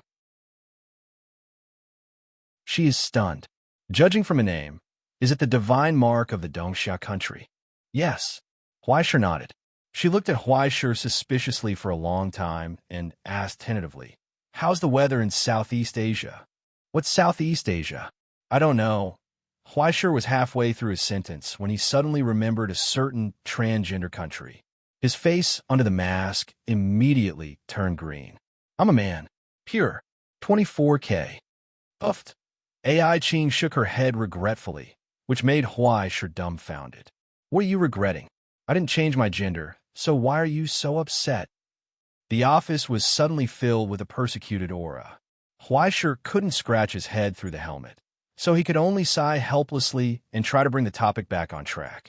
After coughing twice, he asked seriously, What's going on? You're going on a business trip again. Emergency mobilization. A.I. Ching couldn't help but curl her lips in disdain. She said, Actually, it's not that urgent. It's just a formality. But in order to be in time for Prince's study, we need to get to Jinling before 6 o'clock in the evening. After we get there, you probably have another mission. She showed the notice from Jinling and pushed the wheelchair out from behind the desk. She then asked, Did you bring everything? If you're talking about the anti-chemical equipment, it's all here. Huaishir pointed at the overly large suitcase next to his chair and sighed helplessly. Then let's go. A.I. Ching seemed to be suppressing her unhappiness. She said gloomily, I really hope this trip will be quick. Outside the window, the helicopter roared and landed in the backyard amidst the hurricane, crushing the carefully taken care of flowers and plants in the garden into a pile of mud. Are you in a hurry? When you have a family waiting to drag you down, don't complain about time passing too fast. A.I. Ching went silent for a moment. She looked down at the bulging blue veins on the back of her hand with a gloomy expression. She said, I have a bad feeling. 3 hours later, at 4 o'clock in the afternoon, in the lounge of the Jinling Astronomical Society branch, Huaishir suddenly had a bad feeling. Originally, He thought that the Astronomical Society branch would be built in a mysterious area where people rarely went, or that they had to go through some kind of ceremony to enter. He didn't expect this huge office building to be built in the bustling business district of Jinling. There was an entire building in the old street area where every inch of land was worth its weight in gold. The sign of the International Astronomical Society was hanging on the wall. People came and went, and one could go up by elevator. There was nothing special about it. No, for Huaishur, he should have come down. He had arrived by helicopter. Because the branch did not set up workstations for the staff of other departments, Huaishur could only stay in the huge lounge before he officially went through the registration process. Although it was called a lounge, it was similar to a bar or a coffee shop. The environment was elegant, the atmosphere was warm, and more importantly, the drinks were free. Milk tea, smoothies, alcohol, all. Huaishur wanted to take off his helmet and take advantage of it. He couldn't even drink milk tea with this broken helmet. He could only look at other people. So angry. This time, the emergency mobilization of Jinling seemed to be quite urgent. It could be said that most of the Southeast staff had already arrived. At a glance, there were about 70 to 80 people, and they seemed to be very familiar with each other. They sat in groups of 3 to 5 chatting while waiting for the transfer orders. Old Xiao and Yu Jun didn't seem to be here yet. Huaishur could only sit alone in the corner. He didn't even order a drink. He just stared at the green plants on the table in front of him in a daze. His strange appearance attracted a lot of people's attention. After all, it was rare to see a fully armed staff in a place like this. After a lot of people saw Huaishur's appearance, they began to guess which department Huaishur was from. He looked like someone from the Biochemical Defense Force, and he had a cold aura. Huaishur's heart was bitter. Through the black mask, he pretended not to notice other people's curious expressions. He quietly swallowed his bitterness and continued to act cool. Fortunately, someone quickly walked up and took the initiative to talk to him. "Hello, brother. Let's get to know each other. I'm Qin Yan, a member of the branch." The person who came up was a young man. Although he had a slightly punk mohawk hairstyle, when he smiled, it was full of cheerfulness that was not annoying. He pointed at the seat opposite Huaishur and asked, "Can I sit here?" "Feel free." On the sofa, the sharp helmet slightly nodded. There was a hint of hoarseness in the dull voice. It sounded cold and indifferent. In fact, Huaishur was about to die from boredom. It was so hot. He wanted to blow on the air conditioner. Chun Yin was taken aback by the sudden pretentiousness. However, the faint sense of intimidation that Huaishur exuded made him not doubt the authenticity of her pretentiousness at all. He just treated it as a strange habit of not being used to interacting with others.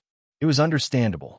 Chunyan also knew that these special department people had to deal with all kinds of terrifying threats all year round. In order to keep it a secret, they often rarely communicated with others. It wasn't that they were cold. After a warm smile, he sat down and chatted with Huaishur. He didn't rashly ask for Huaishur's name and job. He just chatted. Soon, Huaishur's reaction convinced him of his judgment. Soon, the two became familiar with each other. It could be seen that Chun Yin was a warm-hearted person. He also introduced a few friends to sit and chat with them. Huaishur successfully extricated himself from the awkwardness. It was better to be lively. Although the style was still weird, at least it was not as eye-catching as before. "Oh, since it's your first time in Jinling, you should take a good look around. There are a lot of good places in the branch. After I change shifts, I can show you around." During the conversation, Chun Yin said enthusiastically to Huaishur, "A lot of workshops have open branches here. There are a lot of good products. Even if you don't buy, you can still make a profit by looking." Okay, Huaishur was also quite interested in this. "Then let's go together." During the conversation, Huaishur's movements suddenly paused. He heard the voices of the people sitting next to him. "Hey, did you guys hear?" The member named Luo Ming paused for a moment. He lowered his voice and said mysteriously, "Recently, there's a pervert among the members named Huaishur. He likes to confess to girls who are just over 14 years old." "What the hell?" Huaishur was stunned. "More than that," Chunyin snorted coldly. "I heard that guy is so daring. He dares to harass minors in front of Mystic Bird." It seems that he is now on the blacklist of the Social Security Bureau. A lot of people from the Social Security Bureau said that they will break his legs if they see him. Really? The others were in disbelief. Breaking his legs is already a light punishment. Someone's expression became gloomy. If I catch someone who embarrassed our astronomy association, I will definitely beat him to death. Yeah. The rest of the people were filled with righteous indignation. Count me in. Count me in too. Break his legs. No way. Behind a mask, Huaishir was trembling and Kitty was crying. It was just a slip of the tongue. Why is my reputation like a rapist? I think Huaishir mustered up the courage to speak. In an instant, everyone looked over. They were serious and careful. They wanted to listen to the masked boss's opinion. However, when Huaishir looked at the murderous faces, he couldn't help but swallow his saliva. After a long time, he could only say, "Yeah, so perverted." Seeing that the indifferent masked boss was angry, the others immediately nodded in agreement and cursed. What a beast! Scum! Scum! Beast in human clothing. Pigs and dogs. I'm not. Behind a mask, Huaishir had already seen his social death. He just wanted to cover his face and cry. Why did it become like this? The first time he came to Jinling, and the first time he met so many friendly colleagues. These two happy things overlapped. Just as he was silently crying, he suddenly heard a voice behind him. It was so gentle and polite, but it was as if it came from hell. Is Mr. Huaishir here?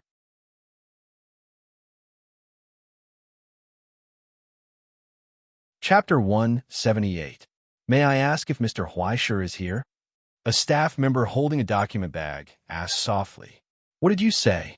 In an instant, 7 or 8 staff members around the table turned to look at her.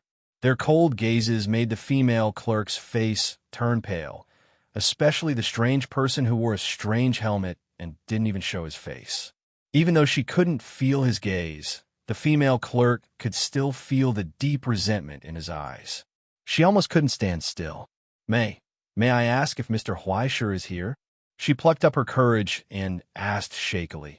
It said that a Mr. Huaishir is coming to register today. I've asked other places, and this is the only place left.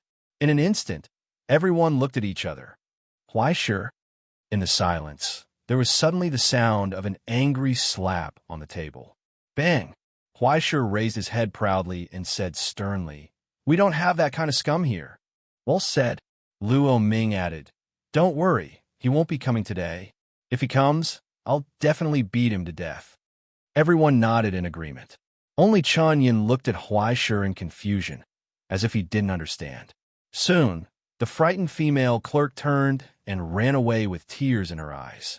Huaishir felt even more guilty, but at the same time, he was filled with the joy of surviving a disaster. I'm sorry, miss.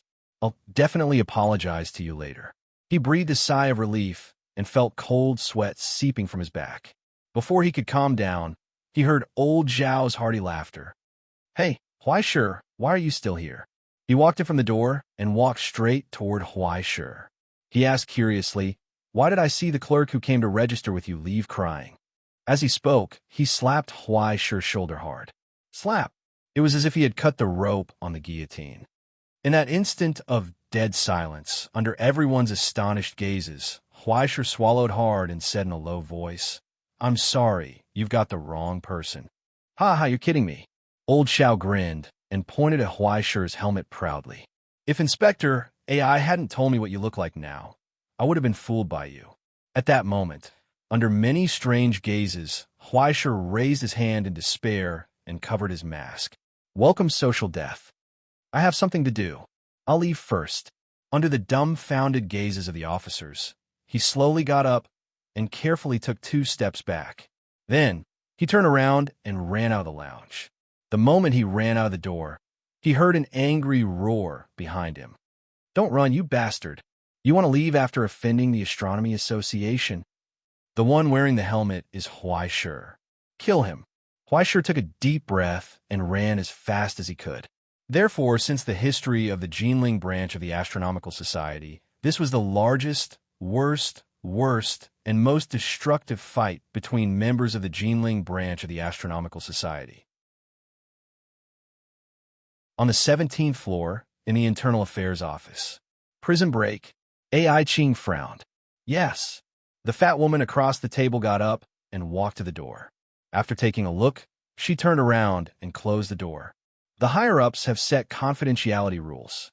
At least pretend. Oh, I understand. AI Ching nodded and said, but this is the first time I've seen someone eat so much at work.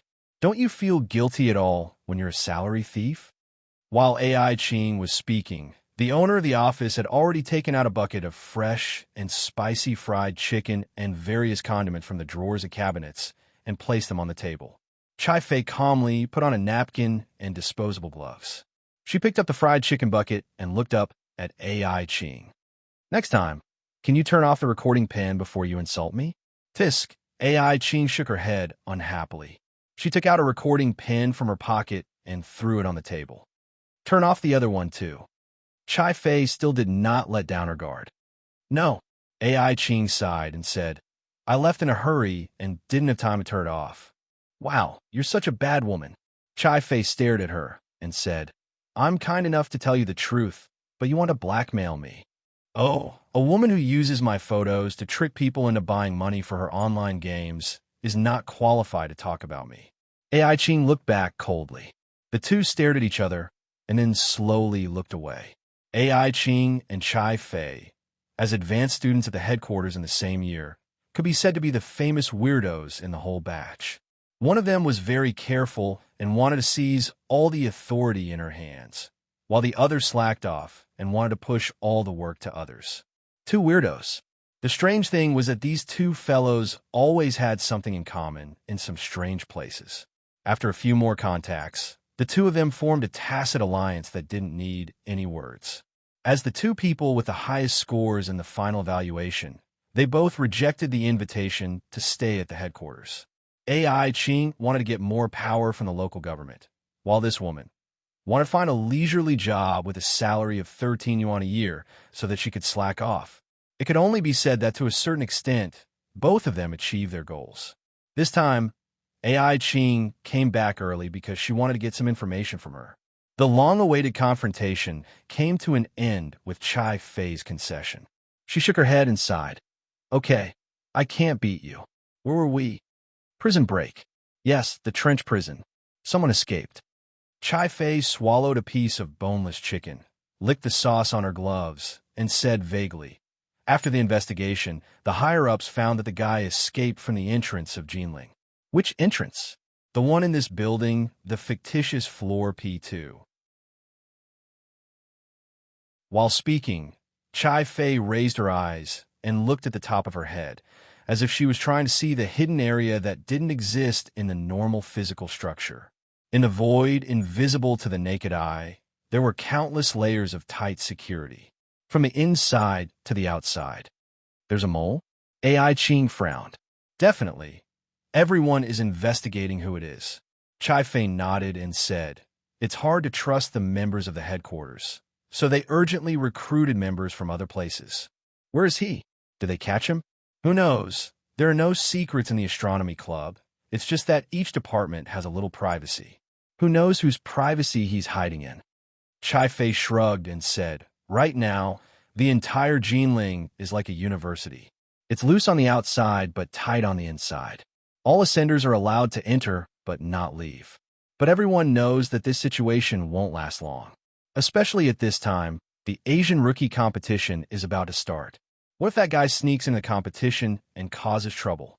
So we have to step up the investigation and search, and then the problem comes.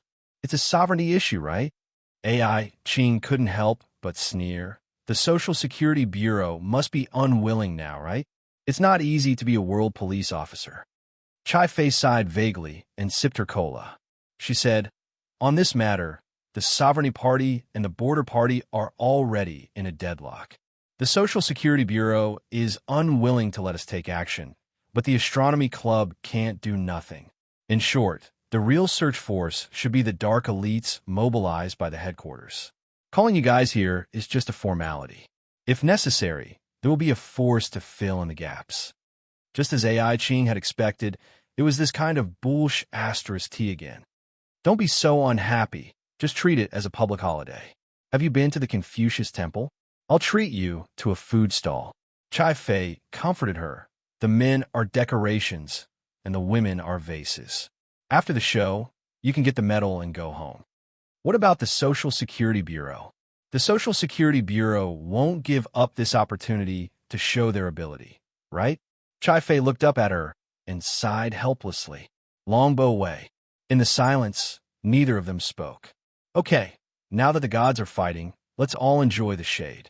When the ice cubes in the cup of cola in front of AI Qing melted, she had already digested the undercurrent that had been surging in Jinling these days. Without needing Chai Fei to serve her tea, she was ready to leave. Before leaving, she asked one last time, "Who broke out of prison?" "I don't know." Chai Fei shook her head and threw the empty chicken box into the trash can. She wiped her mouth, sprayed some air freshener, and said casually, "My authority is only to see the number B in the notice." Sometimes being a secretary of a key department was the advantage of being able to see some details. For AI Qing, this was no different from saying it out loud.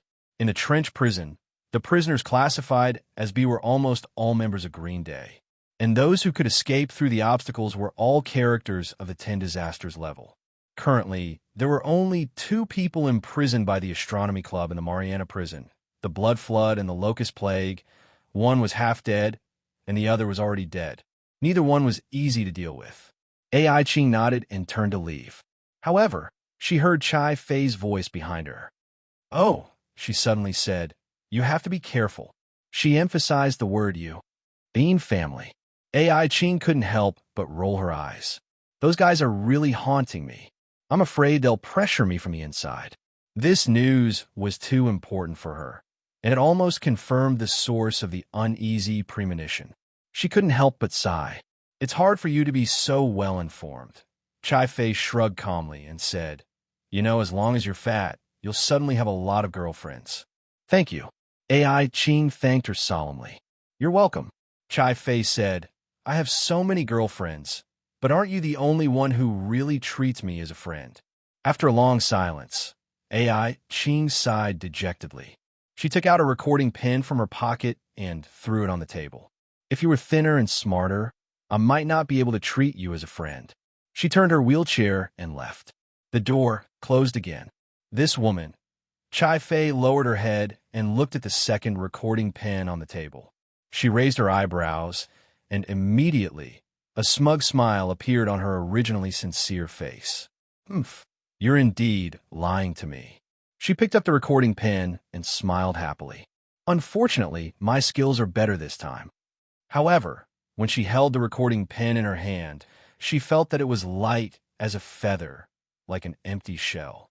When Chai Fei turned the recording pen and looked at the back, she saw a scribble that looked like a raised middle finger. Chai Fei was stunned for a long time.